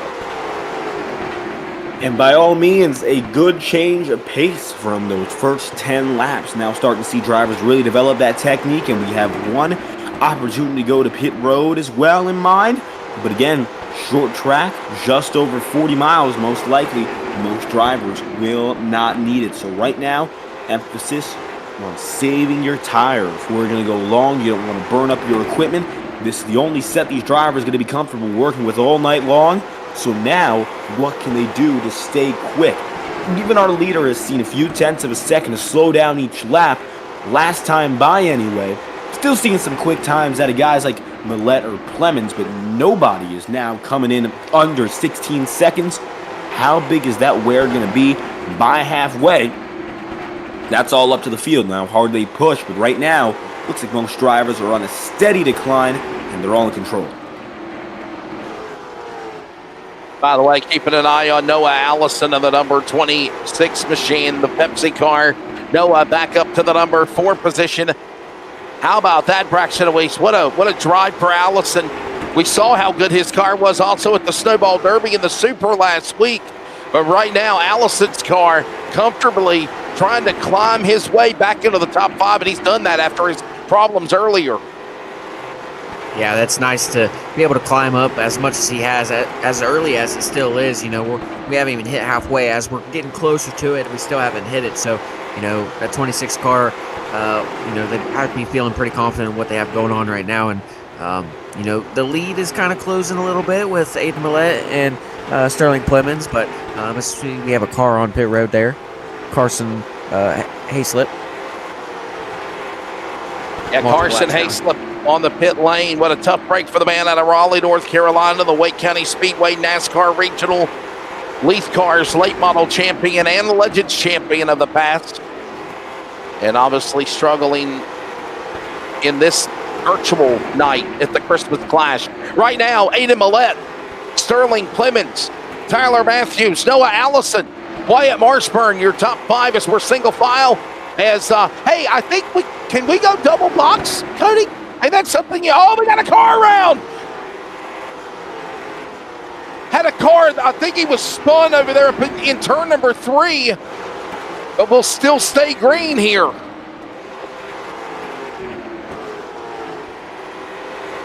Oh, I just caught a glimpse of a car in the wrong. No, I'm sorry. That was the damn Willen Engineering caution lights. My bad. The light was hovering above the track. I thought we had a car around. It wasn't. It was the light bar. So, guys, you got to forgive me. After 2 weeks of calling state football, 8 games, basketball, 6 games, and everything else I've done, plus Christmas, my eyes might have just got to me. So, no caution. It was just the Willen Engineering lights sticking above the racetrack, and I blame it on Cody's camera angle. Right there, watch that camera angle. You see it? You see how it popped up and it looks like a car's around, David? Yeah, I see the light a little. At least nobody's around. It looks like everyone else is still straight and going, but again, we could be getting closer as everyone gets tightened up once more. 48 out of 110, and so quickly, the first half of this race has really come and gone. It really has. It's flew by very quickly. It is the second annual Christmas Clash presented by CRN. So glad you're joining us. David Krutz, of course, Mr. Braxton Weiss, I'm Wesley Outland. Cody Deemer's on production. And we are heading now to 60 laps to go, heading 5 to halfway. And there's the defending winner, Dale Earnhardt Jr. now, moving back into the top 5. As all this goes on, we now watch some more great racing going on for second. Aiden Millette. But guess what? Clemens, Sterling Clemens, if you will, David, is running down the 9. After going from the mid-pack up to second, one more spot shouldn't be impossible. Coming across the line that time through it. Sterling just a little bit slower, but the gap is now a half second, which is the closest it's been all night long. I think Clemens is a real shot to make something happen in the next 30 if he doesn't overpush the car. I think right now, again, when that lap traffic comes in, let it do the work for you. Don't burn yourself out. That's going to be the word of advice that I've got for Clemens here. If he wants to really go out there and get that win, he's close. Closer than he's been all night long, but he just hasn't yet been able to make the move as it's side by side. Brendan Queen and Jonathan Sessoms, and it looks like Queen just barely with the edge is going to come clear that time by. Now, there's Butterbean, Brendan Queen, the pride, of course, from the Langley Speedway, calling it home before his successes in ARCA, NASCAR, and more.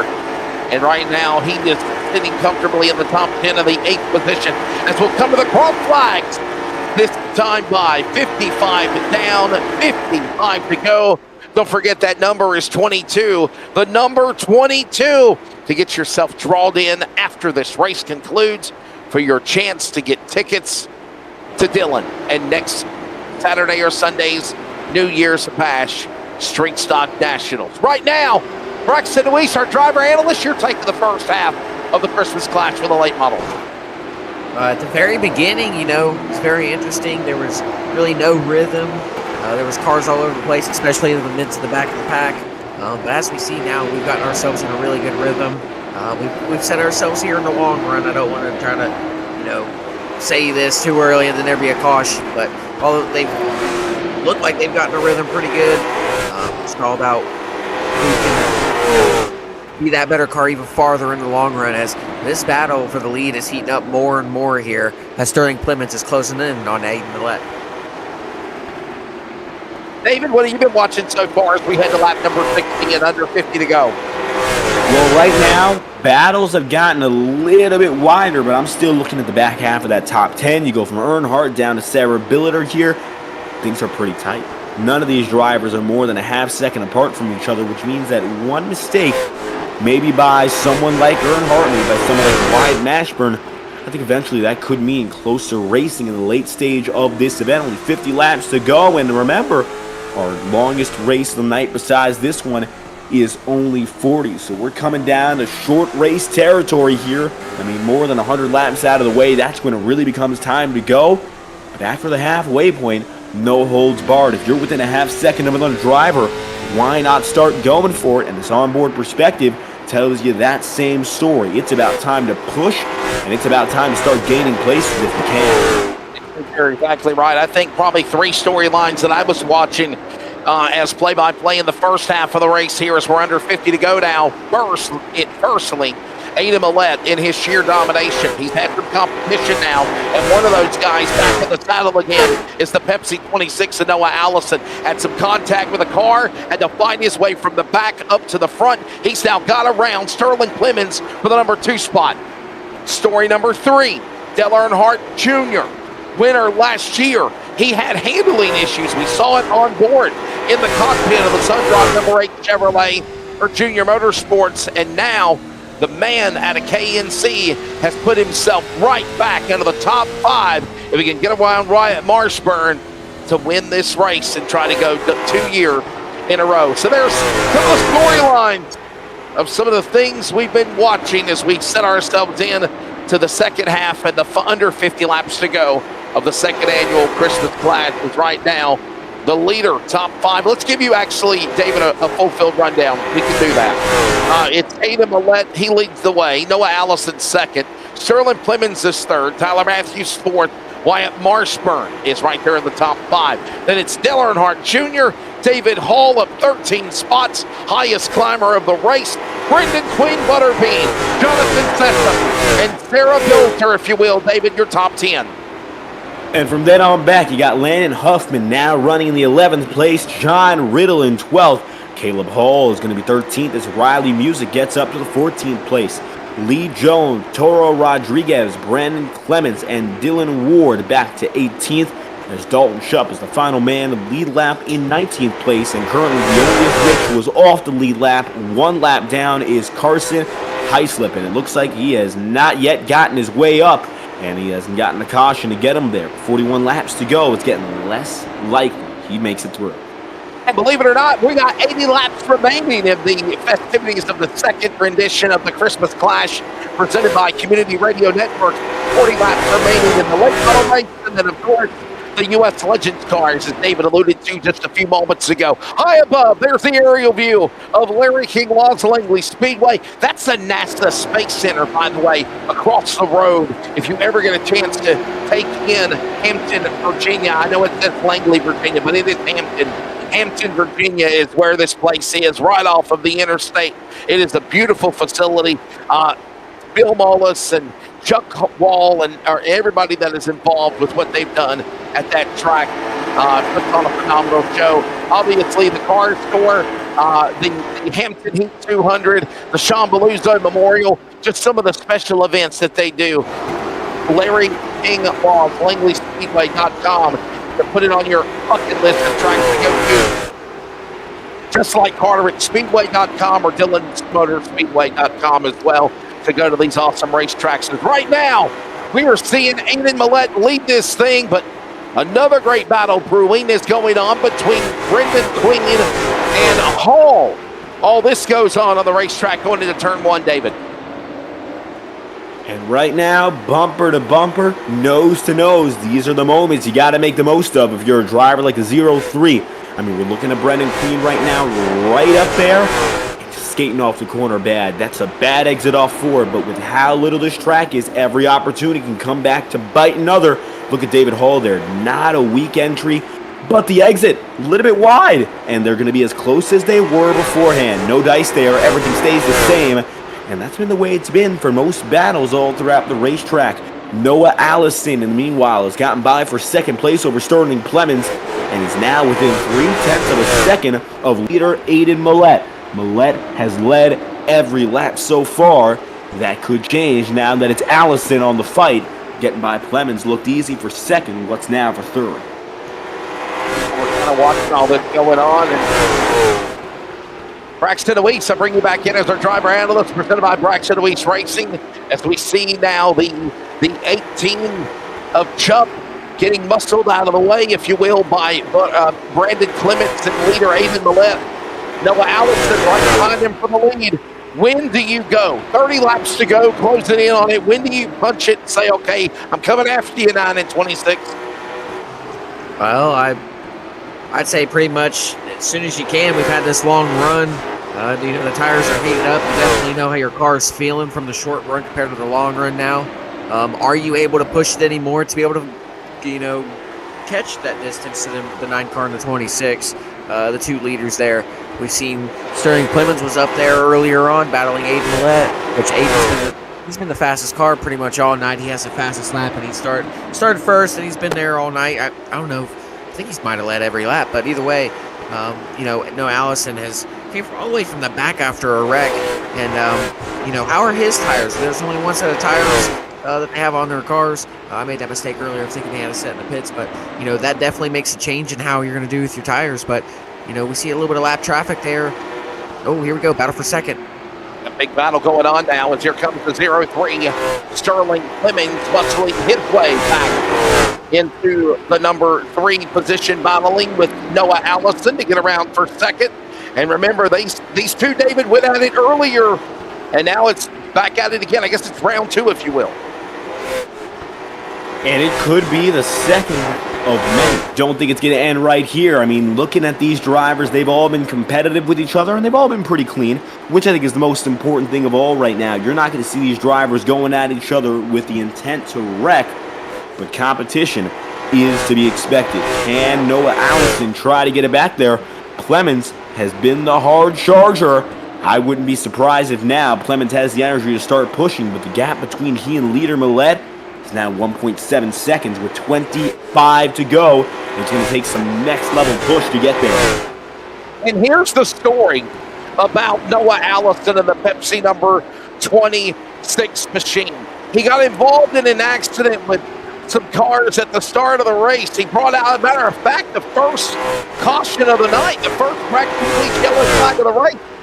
BDR Racing caution was involved with this driver, and the yellow car, pardon the pun, after the yellow flag, methodically went from the back, got some go-go juice, maybe some Pepsi, and he worked his way back in to the front, and he's put himself in contention to win this race. And right now, David, he just looks really strong as we close in on 22 to go. The number you picked, the number where somebody's going to win tickets, coming up next to the New Year's Bash at Dillon. 21 laps remaining.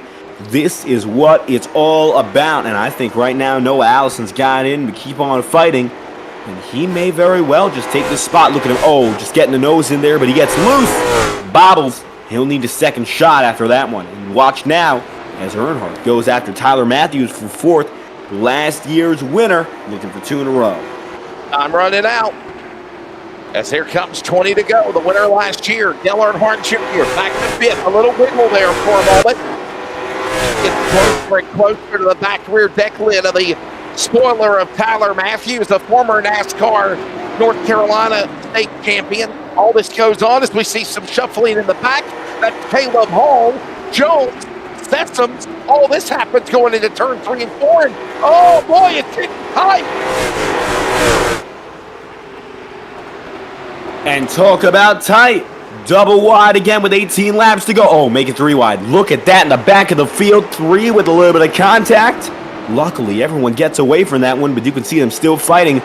Riley Music, middle of 3 for the second time in 2 laps, and he will barely get through.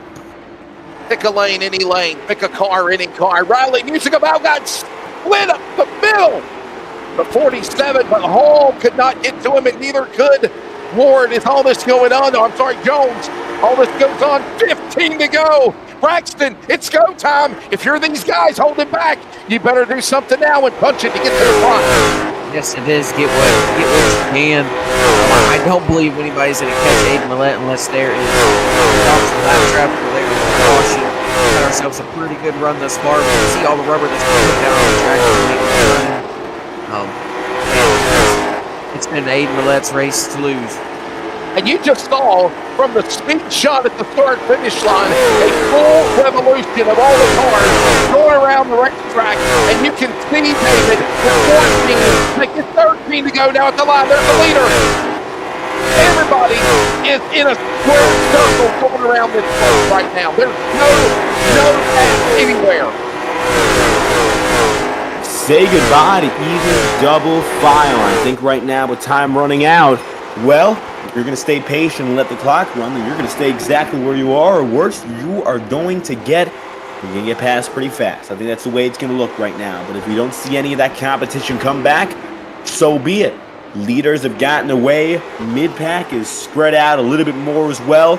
Unfortunately, well, it could go two ways. Unfortunately, these drivers might not have much left in them. It also means it's been a pretty clean main feature here, and these 110 laps have gone by maybe a little bit faster than even we expected with the cautions. Dale Earnhardt Jr. saving something. Maybe he's got a little more muster momentum of that sun drop ride than what the Pepsi car has. 10 laps to go. The battle of the soda cars. Going after it to run down Yorktown, Virginia driver Aiden Millett. Millett built his career here at Langley from the legend cars to running mini sections. We got a caution. Caution's out. The yellow flag will fly. This changes everything here in the Christmas Clash in Langley. Aiden Millett's easy cruise is over. Let's find out what happened here and get that replay, and maybe that'll sort out what caused it. Rodriguez is what we're being told. Watch the number 8 car battling there with some other cars. Jump in 18. Aiden Millett, the leader. Wow. Racing side by side. I wonder if this car dropped debris. Debris fell off a car. Is that what we're hearing? That's what I'm hearing as I'm running up and down pit road. They just don't know where the debris is at on the track. Either way, it's caution. We got 9 to go. Well, strap in for the finish. We're going to take a quick break. When we come back, the finish of the Christmas Clash in Langley. Stay with us, everybody. It is bound to be wild. And remember that number, 22. You need it if you want to go to the New Year's Bash at Dillon next weekend in South Kakalaki.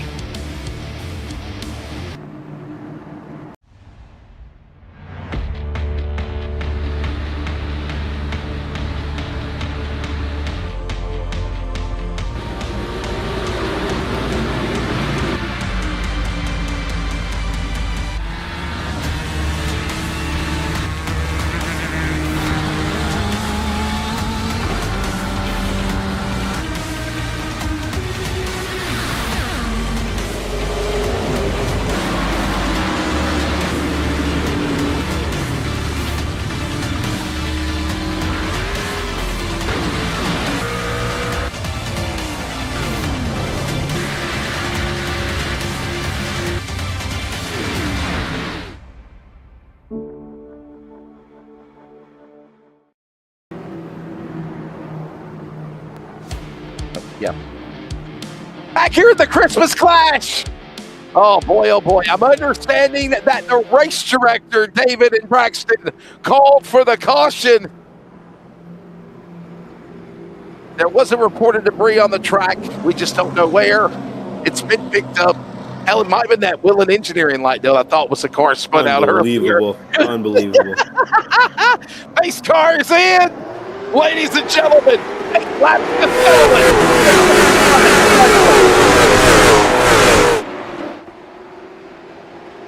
got another chance to bunch everybody up. Junior trying to go after Allison. Clemens is going after Millett off 4. Somebody go there now, David. Well, Aiden Millett got away, but Sterling Clemens is restarting in second for the first time all night. Now there's clean air for both drivers. A little bit cleaner there for Millett than Clemens. Oh, the yellow's out again. Caution out. This time it is for an accident. I think set some cars fighting for some positions, and they got together. Let's find out what happened as the yellow flag will fly. Yet again, thanks for those listening on the radio. Landon Huffman from Claremont, North Carolina, hard into the outside wall. Nowhere for him to go. That triggers yellow flag out again here. Another Braxton DeWeese Racing caution. And Braxton, yeah, you're going to have that as you get to the end of these races, especially with a late race caution bunching everybody up again. Yeah, we seen there as the 262 of Lee Jones just got in the corner too hot, rose up the track into the 57 of Landon Huffman.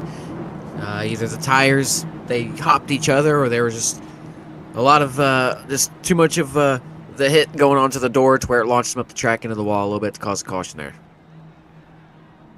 Another Braxton DeWeese Racing caution flag, by the way. Thanks again to him sponsoring the yellow.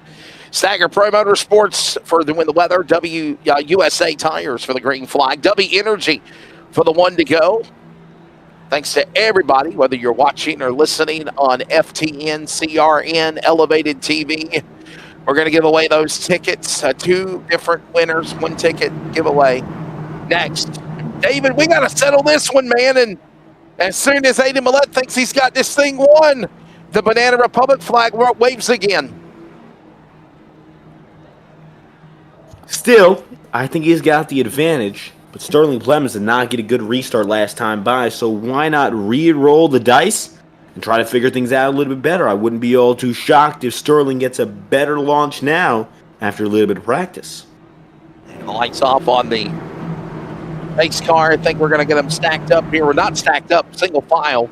And I will say this, Braxton, as we get ready for a restart, that's in favor of the driver, right? Because it's better to be side by side to get a shot to advance your position. But when you're single file, that's fun for the leader because he can pull away. Yeah, most definitely. I agree.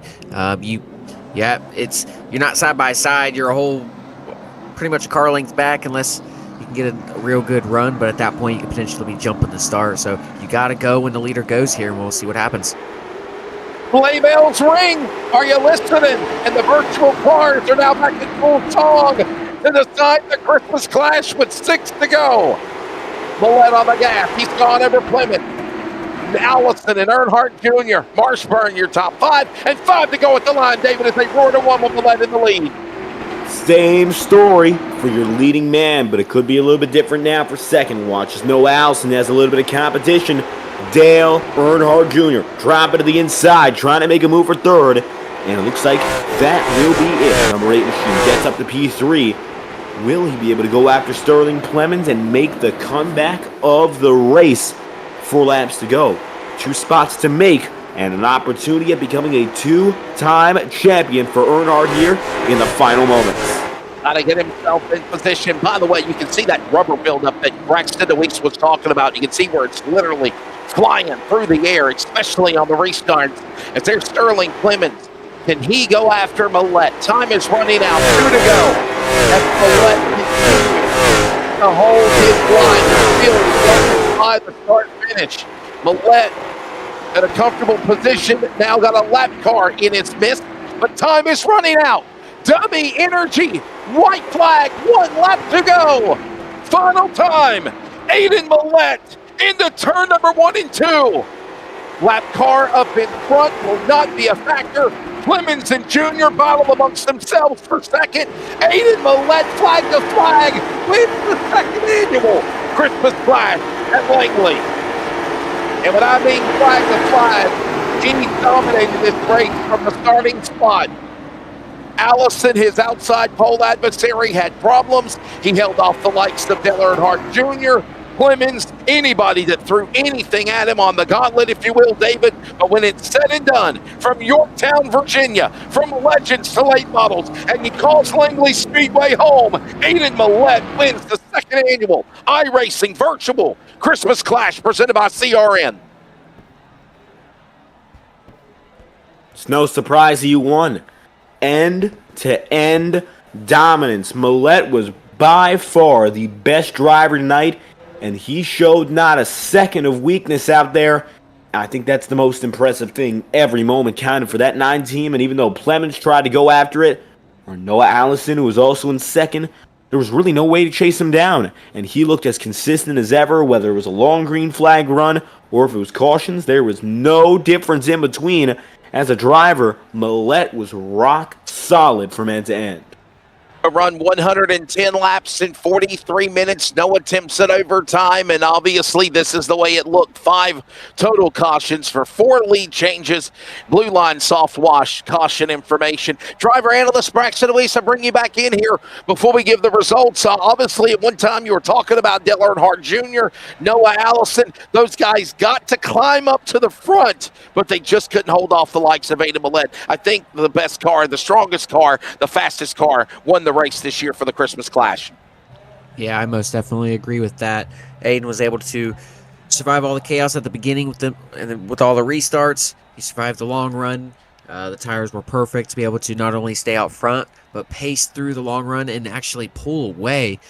He had about a 2.5 second lead, if I'm not mistaken, around there before that caution came out with round 10 to go. So, he survived the late cautions as well. The single file restarts definitely helped, but either way, you still got to be on your A game, and he was. So, a big shout out to Aiden for being able to, do what you're supposed to do there. You want to start out front, you want to keep it out front, and he most definitely did that. You talk about Dale Earnhardt Jr., he was he had 14 spots gained. That's most out of anybody. He was 2 spots away from going back-to-back for the Christmas Clash, but, just didn't have the tires there at the end. Didn't have the car like Aiden. Noah was able to, bounce back from that spin. He was one of the first cautions there. That's a solid run to be able to bounce back after having some trouble there early on. Well, ladies and gentlemen, with a little music in the background, here's a look at the results of the 2nd annual Christmas Clash here at Larry King Law's Langley Speedway. Aiden Millett from Yorktown, Virginia. He calls this place home, though he travels where he roams now. Aiden Millett picks up the win. He's the 2nd different winner, joining Dale Earnhardt Jr. at the Christmas Clash. Sterling Clemens will finish 2nd with a rally at the end for Dale Earnhardt Jr., but Little E, the inaugural race winner of last year, will settle for 3rd in the number 8 machine, Sundrop Chevrolet. Noah Allison, as we mentioned, in the wall early, battled back from starting 2nd to finish 4th. Wyatt Mershburn in the top 5. John Riddle me this, and he'll finish in the top 10 and 6. Caleb Hall, Virginia's Riley Music Problems All Night, cautions involved in the 47 to still finish 8th. Jonathan Sessoms and Lee Jones there, David, your top 10 in the 2nd annual Christmas Clash at Langley. The 11th man gains 4 places and finishes there. That's Brandon Clements. 12th goes Tyler Matthews with Dylan Ward in 13th as Sarah Billiter drops 11th to go 14th on the night. David Hall up 5 for 15th as Brendan Queen goes 16th place. Toro Rodriguez finishes in the 08 in the 17th. Dalton Shupp, number 18 car, finishes in the 18th place. And Landon Huffman, after late race troubles, 19th place. Carson Heislip, 008, 20th and last of all your starters tonight, finishing 1 lap further back. And how about this? A race that lasted 43 minutes. Very exciting, very entertaining. And now you fans are going to be a part of the program. We're going to take a break. The number is 22. I say that to be nice because if you haven't put that number in, you need to do it now. The number that David from FTN picked is 22. When we come back after the break, you are going to get a chance to be one of 2 winners of tickets to the New Year's Bash at Dillon, the Street Stock Nationals, next Friday, Saturday, and Sunday in Dillon, South Carolina. Congratulations to Aiden Millett. One of you 2 fans are going to win tickets to Dillon when we come back. Stay with us.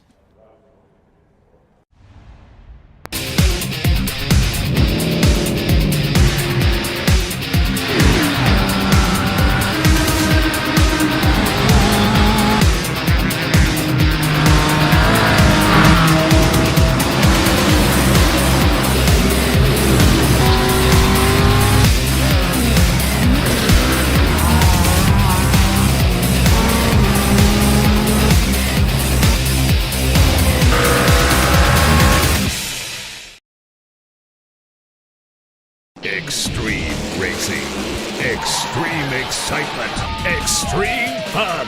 Sportsdrome Speedway in Clarksville, the place for fun-filled, affordable family entertainment in Kentuckiana. The only asphalt track in Kentuckiana to feature oval action and the thrill of figure 8 racing. Visit SportsDromeOnline.com for ticket prices and a full race schedule. Sportsdrome Speedway, the grassroots of auto racing since 1947.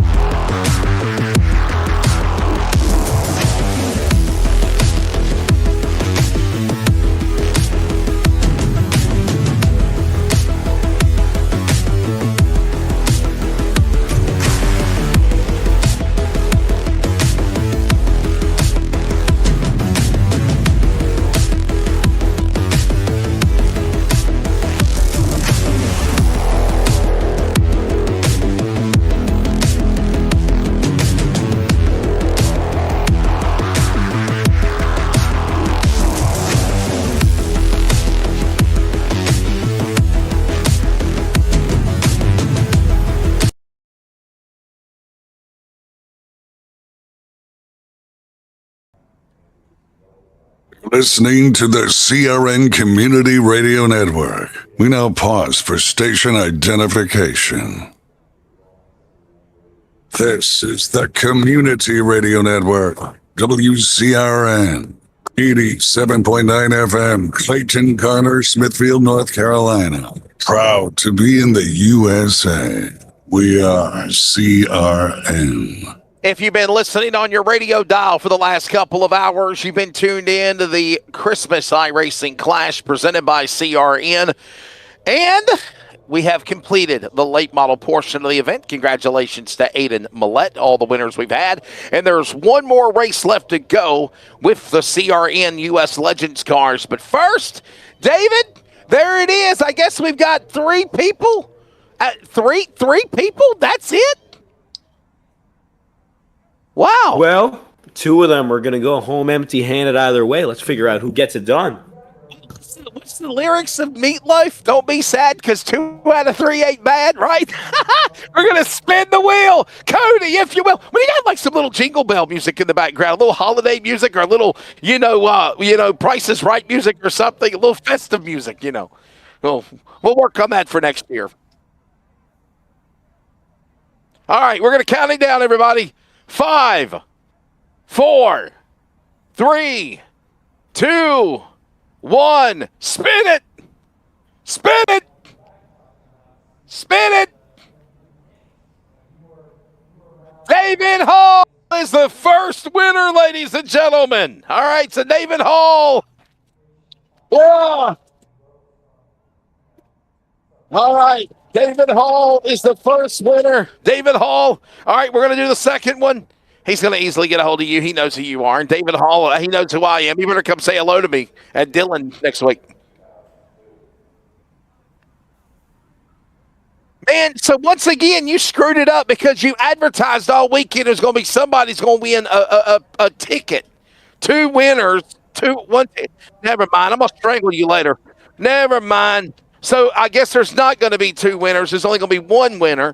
But the pair of tickets go to David Hall. For everyone else, I apologize because I thought, again, because of advertising, there was going to be a winner and another winner. So you know what? The hell with it. Put the names back up on the screen again. I'm going to personally give somebody a ticket on me. Put them back on the screen.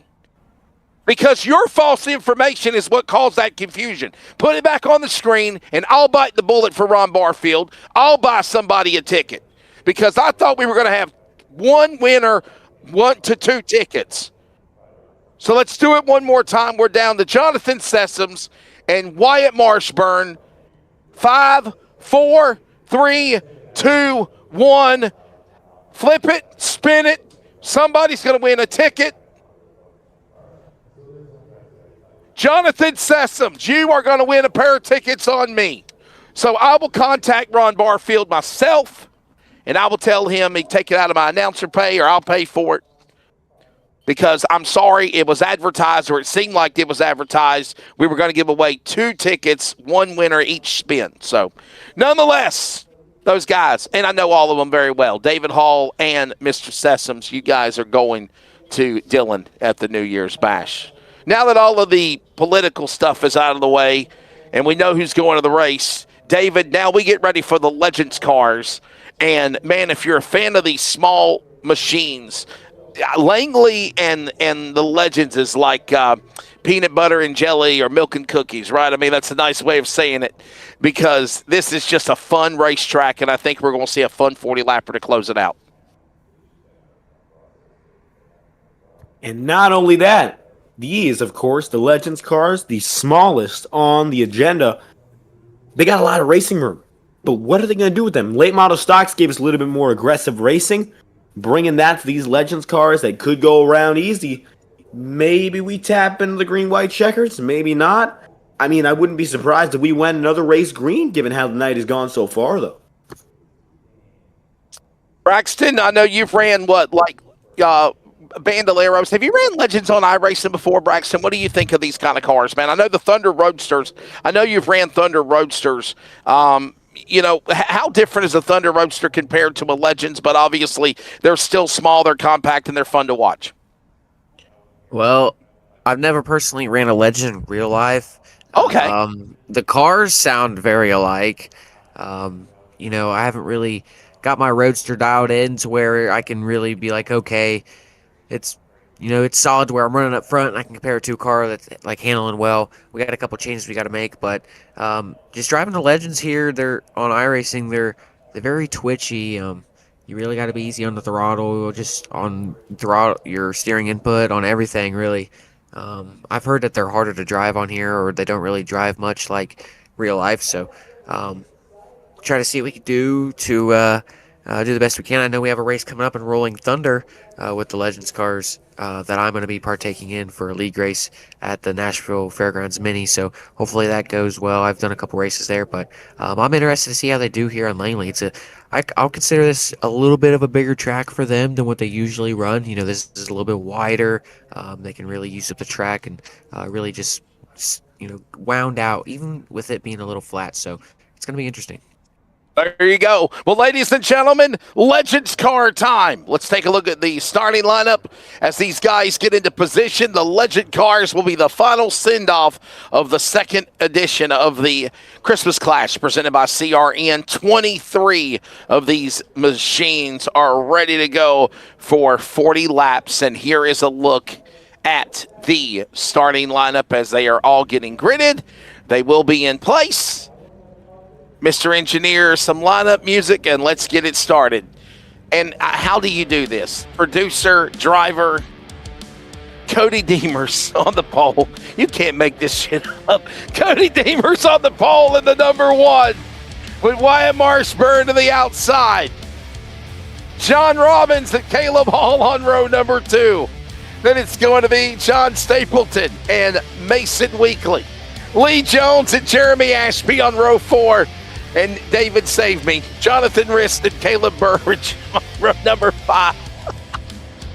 I cannot believe it's Cody on top of the board. We need Wesley Outlet. We need Wesley and David and Braxton in the lineup as well. I mean, if the producer's going to be in the race and he's directing it, I mean, come on. We at least have Braxton, but we'll get down to that. We got 11th place. That's Sam Machado. Then we have John Riddle in 12th on row 6. 7th row sees Xavier King and Sarah Billiter with Dalton Shupp 15th and Victoria Sessoms 16th. Braxton is down in 17th. Nathan Williams is in 18th. Cody Carlton is in 19th. Final drivers on the grid are Dustin Lane, Riley Hutchins, Jonathan Sessoms, and Aaron Sessoms. Jonathan hasn't had the best of nights. Hopefully a rebound here, but he's seen himself up in the front and gotten wrecked. It didn't go too well for him either when we saw the mini stock, so hopefully the Sessoms have some rebound races in them. All right. Well, there you go. I just got a text from somebody, and they actually said, "Hey, Wesley, watching the Clash, driving back from Daytona because they got fogged out." Yes, you heard it. You heard it, David and Braxton and Cody. From Daytona, the remaining portions of the race were called complete. WKA Kart Week has been fogged out at the World Center of Racing, and they're driving from their racetrack to the hotel room at Daytona and watching. So, legend cars are coming up. Here's the race details. Don't forget the music. 40 lap for the CRN Legends. No tires, no fast repairs. Unlimited green-white checkers. I'm going to go out on a limb here, David. I'm going to call my shot. Coming in hot. I say we go caution-free. Yeah, I mean, I wouldn't be surprised at this rate that it's our third yellow-free race of the day. You know, I'm going to take it up on that one and say the exact same thing. There's very little reason not to agree. Ready to watch them, ladies and gentlemen. The final race of the second annual Christmas Clash. The Legends, CRN Legends coming to green. Oh, we got I almost turned it into the wall, and somehow they kept it going on the straight, narrow, and stay green. The over-under is in my favor right now, David, as they work off 3 and 4. But lap number 1 on the board. And my goodness, Cody Deemers is out in front. There is no way we're going to let him get away with this race. I can't believe it. Side by side, right outside the podium. Now, the one thing about these Legends cars is they got the tendency to oversteer, and they can get loose very, very fast. I think if there's anything that's going to go against our caution-free bet, it's that fact, plain and simple. We're keeping an eye on them as they work their way into the corner. Look at the 13. Squirmy trying to go 3 wide. He will. Up the middle. That's John Stapleton. Keep it on. No, I'm sorry. That's Jeremy Ashby, Wyatt Marshburn, and Aaron Sessoms. All going at it down to the inside. Sessoms in that car. Looks like Keelan Harvick's Hunt Brothers Pizza Legends car. And wow. Boy, you talk about a little wiggle unloose there for a moment by Sessoms. I thought he was going to get into the 13 of Ashby and push him up the racetrack. He does not. Clear a path. Give him some room. He will as we work 5 in a 40. An easy opening 5, and as it's been all night long, pole sitter gets the lead, gets away. No trouble there. Everyone else still going to be riding pretty hard against each other. Tell you this much, Braxton up 7 spots. What's it like inside the cockpit right now? We're hauling. Yeah, Braxton's actually racing right now, and he currently is sitting in 10th. There he is. He's got everybody around him, behind him. He's staying straight. He's focused. Braxton, I noticed you're burping off the throttle, though. What is the reason behind that? Do you have to do that at this place at Langley? Yeah, man, I don't know why he's burping off the throttle off the corner there, but, you know, I'd love to see how I'd turn out if I was actually in this race. See if we could actually go up there and roughing up the producer for Cody Deemers, but nonetheless, my AI self has made up a couple spots, so you know, there's some pretty good racing. It's been pretty clean so far. You know, it's pretty solid. You know, there's a lot of battles, side-by-side battles throughout the entire pack. If Cody Deemers wins this damn Legends race as the sponsor of it, I'm filing a formal protest. I'm checking the shocks, the engine, the tires, the chassis. I'm checking to see if he's got any tungsten in the car or not enough weight. I'm checking any and everything I got. Spark plugs, what kind of oil or fuel he's using. There's going to be a full engine tear down if he wins the Christmas Clash. What do you think, David? I'm calling it out. I just don't know who's going to beat him at this point. I do not think John Stapleton has it in him right now to go after Cody. I think he's got himself a clear enough room, and if we're basing it off every other race, I think it's going to be basically impossible to catch him and track him down, so I don't know what we're going to do if he ends up winning.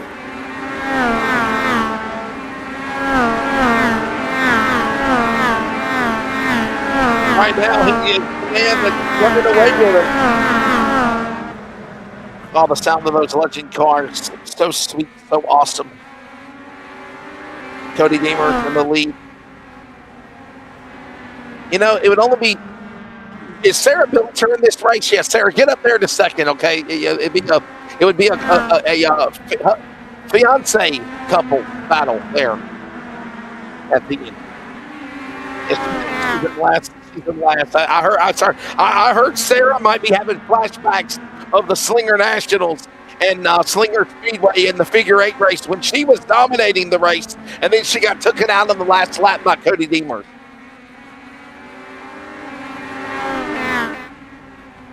I don't know. David, she might be waiting for him.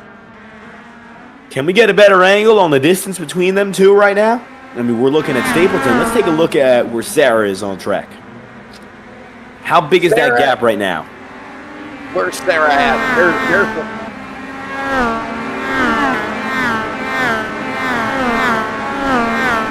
the hell, I don't know. Where's Sarah at? There she is. There she is. Okay, she's by herself, and then there he is. Now she ain't pulling no Matt Kizner shenanigans or anything, slowing down, waiting for him. But you know, there's a caution. Oh no! Wow, the first of the day in any of our non-features. Unbelievable. Around everybody. It was for an accident. Caleb Hall spins. There you go. There's our caution. Wow, Braxton, you got lucky there, man. Yeah, buddy, that's good. Did you even realize how lucky you got? Wow. Another look at it again. Watch this on the replay. Wow. I think my AI stuff might have caused that. Yeah, Braxton Deweese and Caleb Hall there. Braxton said, I ain't lifting, fella. Oh, just a nudge. That's all it took. And why should he, for that matter, right? Why should he?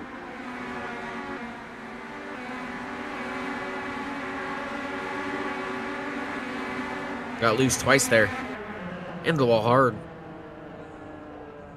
Where to go, it looked like. Wow. So there's the caution. Wow.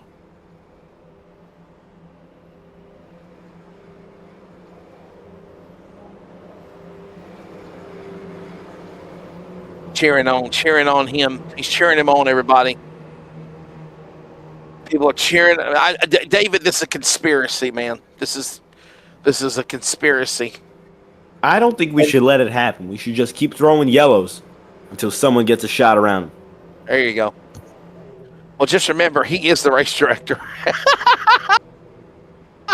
Come on, do us a favor. I was about to say everybody can control him, so you know. He controls the outcome. So yeah. Oh well, we'll see what happens. It will be Cody Deemer's first win of the year if he pulls this off, because he hasn't had a good year of running on the iRacing streak.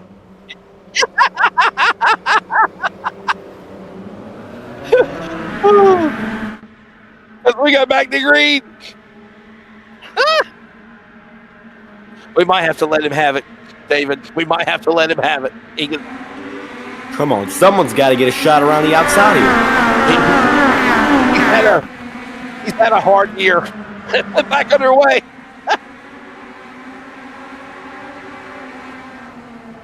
Deemers and Jones 1 and 2.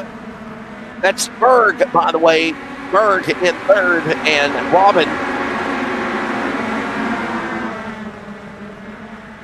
Victoria Sessum's under attack in the silver 51, trying to give space as we work our way back into the corner. We're halfway home. By the way, David, this time by 20 down and 20 to go with the Christmas Clash. And the dominant man is still Cody, breaking out 0.3 of a second as they're double file way on back. I mean, I don't think the back of the field is going to be reckless enough to bring out a few more cautions. Maybe we'll see one more, but I highly doubt we're going to get multiple at this rate.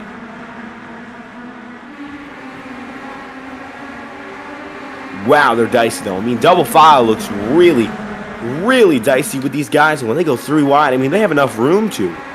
But they're nimble. They certainly do. One minor touch can set them all up and done. One slip. It's like the Orchid Man. One call destroys them all. One slip with these cars can cause a pile up also. As we're 3 wide up the middle. There goes Demers. Still in the top spot. Jones. We're 18 to go. Hey, by the way, don't forget, take a look real quickly on the bottom right of what's to come soon on Elevated TV. Hope everybody has a great new year. Hope you had a great Christmas. Rolling Thunder. Nashville Fairgrounds Legends, the Honky Tonking Twin 25 at the Nashville Short Track. January the 8th right now, tentatively Monday afternoon at 6 p.m. Eastern. January the 12th will be the second annual New Year. By the way, big props to Cody Deemer. His logo prowess was also used for the real New Year's Bash for Dylan from Ron Barfield and Company. And obviously, you know, we'll have the second edition on January 12th right now to be announced. But right in Rolling Thunder, Kern County, late on January the 15th. That's what's to come on Elevated TV. Yeah, well, you didn't put it in there. So don't forget about the. Yeah, so was the logo. So was the logo, my friend, for promoting Speed Week at Southern National with a logo graphic, but you don't have them. Speed Weeks at Southern National coming up later on, and the Stagger Pro kart race indoor event where there's supposed to be a logo, but I don't see it on the screen. January the 11th. Me and Cody gonna have to talk about his production or racing. He gonna run a race or be a producer. But the logos look good. Just saying. 12 to go. Demers is leading. Yes, that's the guy we have in our ear right now. Making us sound like we're going crazy, David. Cody Demers. Blow a tire. Hit the wall. Come on. Leah Jones up 5 places here. Lee's got to have a shot. I mean, Lee's looking a little bit faster over the last few laps. I think there's something there. What did that grandma say on Dr. Doolittle? No, I'm sorry. On the Nutty Professor. Get you, gotcha. There you go. Demers and Jones. Robbins 1, 2, and 3. As this race is coming now down to 10, 9 to go. Braxton, you're in the back. Yeah, after that hit the wall, I think the car is just done for. The AI, my AI self is not done well today. Yeah. The AI of Braxton Awese struggling. He's going to have a talk with himself virtually. Hey, Braxton, though, seriously, what do you got going on for your real racing endeavors for 2026, man? So we're going to make our first attempt at running the Midwest Thunder Roadster season, the full schedule. We're going to be unveiling that schedule here middle of January when we do our meeting. So I'm looking forward to that. All the dates are finalized.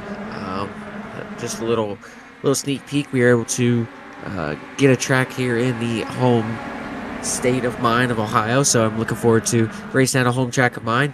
And hopefully we can, do a little bit better than we did at Winchester. But it was our first 2 starts in a real-life race car. Everything else has either been a rental go-kart or one opportunity in a hydroplane for 10 laps, which was very interesting. So, I'm looking forward to seeing what we can do next year. And, man, if I'm doing well, I'm open to racing anything. Crown Vic, compact, man, anything. I'll get a seat.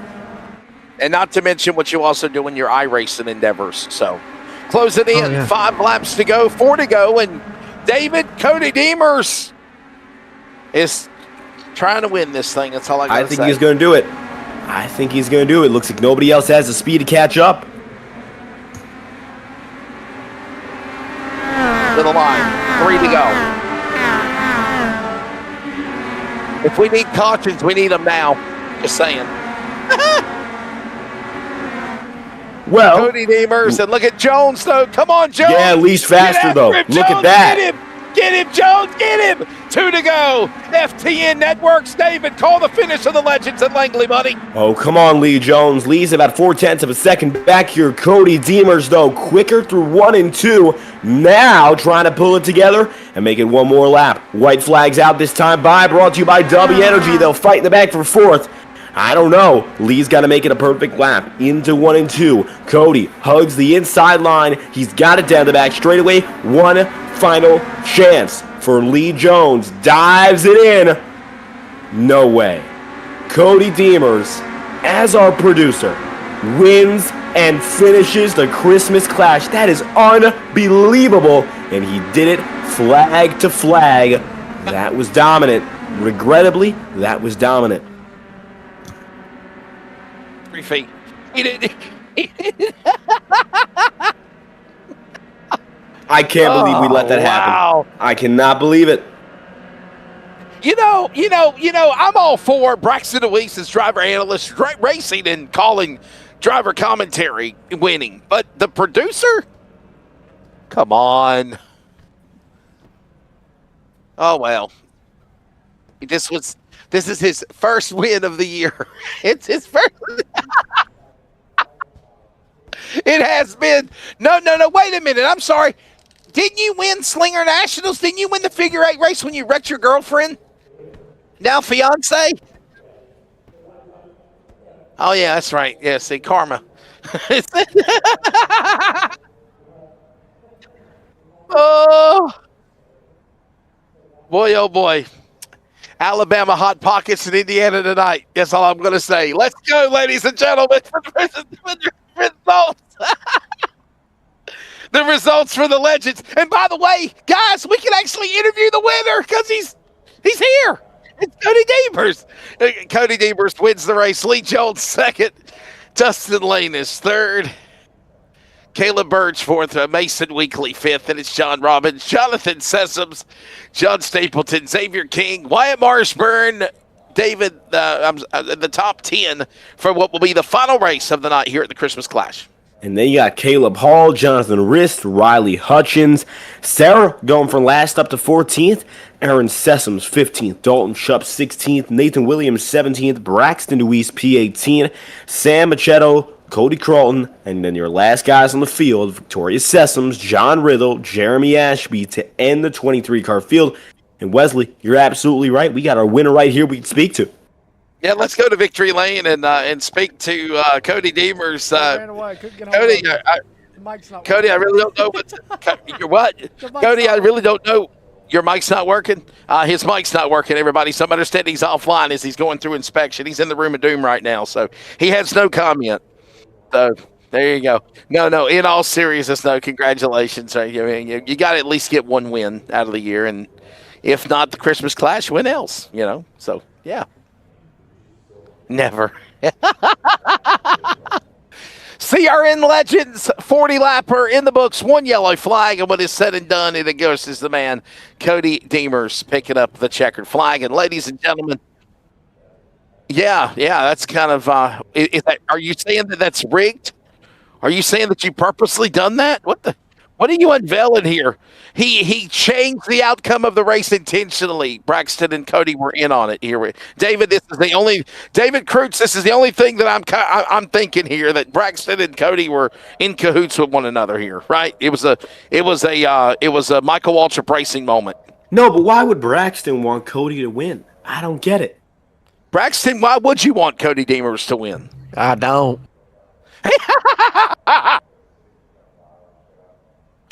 Oh, he said that very, very quickly. Well, guys, it's been a fun 2.5 hours. Obviously, congratulations to David Hall and Jonathan Sessoms. Hopefully, we'll see each other and chat for a few moments. I know both of those guys for a number of years, and we'll chat it up at the New Year's Bash at Dillon Motor Speedway next week in South Carolina. And gentlemen, before we get off the air, Braxton Deweese, your final take of the second annual Christmas Clash. It was a fun one. It was a good one. And obviously, it's always great when we get to do these things, sir. It's always very great having you join us as well. Yeah, for sure. I definitely enjoy being able to do these with you guys when I'm up here able to be the driver analyst, but I feel like we had a pretty solid night, and it gave us pretty much everything that we could ask for. We had green flag races. We had a couple of them, 2 of them to start off the night, flag to flag. We had a little bit of chaos in the late model stock race, but also a long run. And, you could say the same about the legend race. We had a couple cautions there, and we also had some long runs. So, all in all, pretty good night of racing. We seen who the best cars were, and, it's always nice to be able to check all the boxes. Always great catching up with Ohio's Braxton DeWeese. Braxton DeWeese Racing, by the way, on the world of social media, if you want to follow him in the virtual or the real world. David Krutz, I'll toss it to you, buddy. Obviously, the boss of FTN. I know the FTN network is on the air covering this event as well. We're simulcasting on several platforms, but, you're a pleasure working with you first time, and your final take of the Christmas Clash also, buddy. Well, we had a lot of good racing and a lot of clean racing, which I don't know if any of us were really surprised by that after the last race, but the first 2 really shocked us. I think we were expecting a little bit more beating and banging and getting to that point, but things were smooth, things were steady. We saw a lot of good racing. It was really exciting to put the show on here in Langley, and of course, giving out some real-world tickets. That is exciting because not only you got the virtual stuff here that's going on in the racing world, then you got the real-life stuff. We're going to cover some more of Elevated TV, and of course, some free tickets for fans to go out there to the Rio Dillon Speedway. That is amazing. So, not only a great race, but of course a great opportunity for the fans and for each and every one of you who tuned in. Thank you for being here, of course, because hopefully we can do some more events like this in the future. Hey, let everybody know real quickly about FTN and how they can follow you and whatnot, for sure. Well, yeah, we got our YouTube channel, FTN Broadcasting, so you can come search us up and look us up on YouTube. That is FTN Broadcasting. You can also check us out on our Instagram page where we put out our social medias. And I know, me personally, I do broadcasts all around the iRacing scene, so, I'll be around, and hopefully I can help out some more with the CRN guys and Elevated TV. But we run our own week-by-week broadcast. We're bringing back our Mondays and Saturdays on FTN. It's going to be really exciting when that racing season starts after winter break. That's when things really kick in. Honestly, the winter break still continues with racing, like with Ron Barfield has done with the New Year's Bash. By the way, Ron did text me back. He said he apologized. I'm just seeing messages now. My phone died while I was at the football game at Carolina. Obviously, having dinner with the family, so not a problem.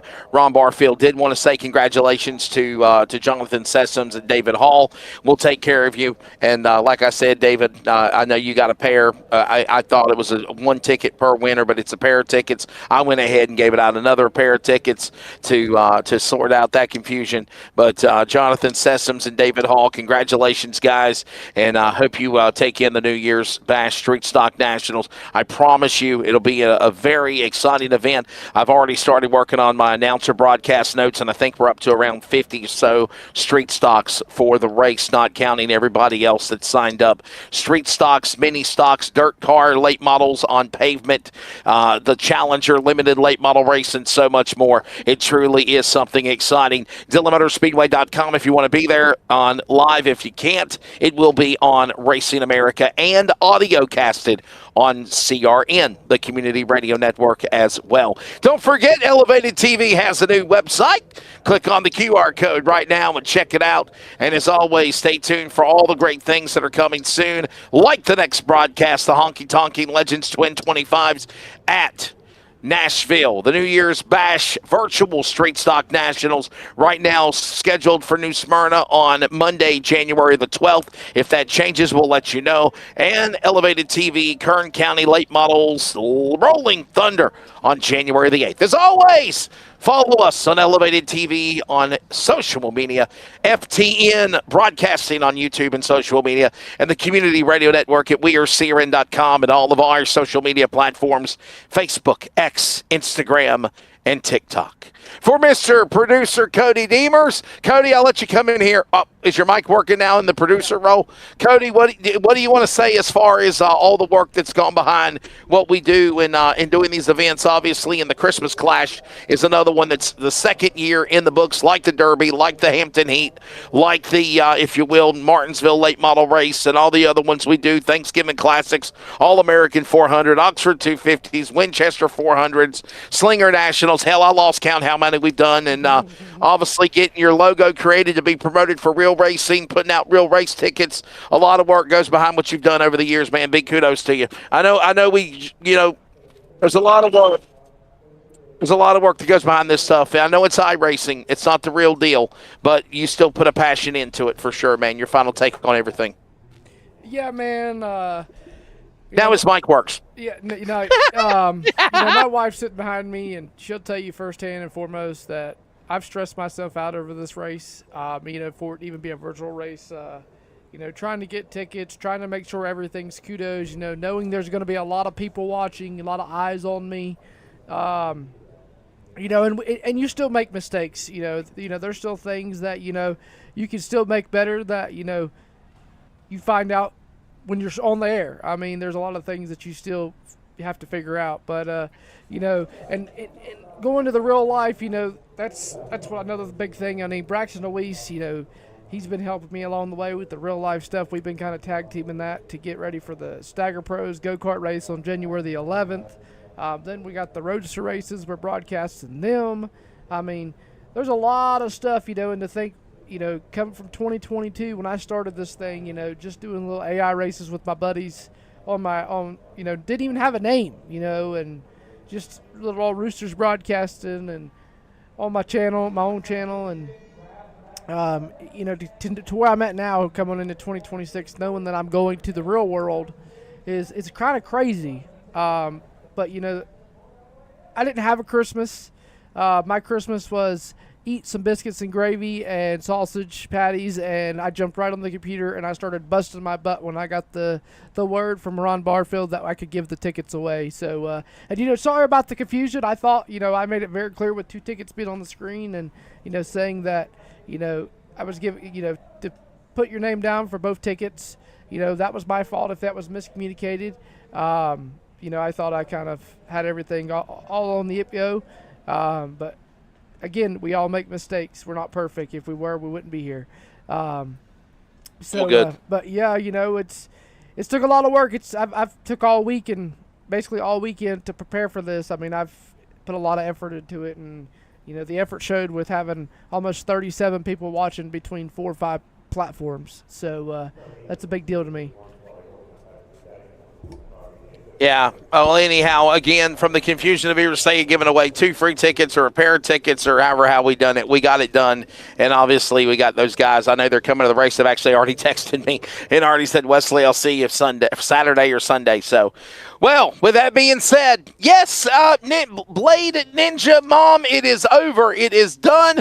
But guess what? The archives for everything are available, because all you got to do when we go off live is just hit that replay, hit play again, and check it out on the archives. As always, everybody worked behind the scenes, a lot of work behind it for the Christmas Clash. Obviously, thanks again to the Community Radio Network, CRN, Elevated TV, FTN, everybody that's behind Dillon Motor Speedway, Carteret County Speedway, and yes, even iRacing and Mr. Bill Mullis and Larry King Law's Langley Speedway to be used for the platform of this race. It was a good one. Maybe Dillon Motor Speedway and maybe Winchester Speedway or maybe one of your favorite short tracks across America will make the cut very soon to be on iRacing, and then we can really do the real thing at the real place. Carteret County Speedway as well, where the Christmas Clash is held instead of being at Langley, but it's awesome to be able to do it whenever we can. For everybody at Elevated TV, FTN, and CRN, for producer, director, man behind the scenes, Cody Deemers, for, of course, driver analyst, Braxton Oweiss, for David Kreutz, I'm Wesley Outland. Congratulations to all of the winners. Have a great rest of your final week of Christmas and New Year's 2025. Happy New Year for 2026. We'll see you at Dillon, and until the next time, thank you for watching or listening. Again, we appreciate you joining us, and congratulations to Aiden Millett, the winner of the second annual Christmas Clash. This copyrighted telecast may not be reproduced, retransmitted, or used in any form without the authorized written consent of Elevated Broadcasting. Elevated TV would like to thank all of our fans for your continued support, and we hope you enjoyed today's broadcast.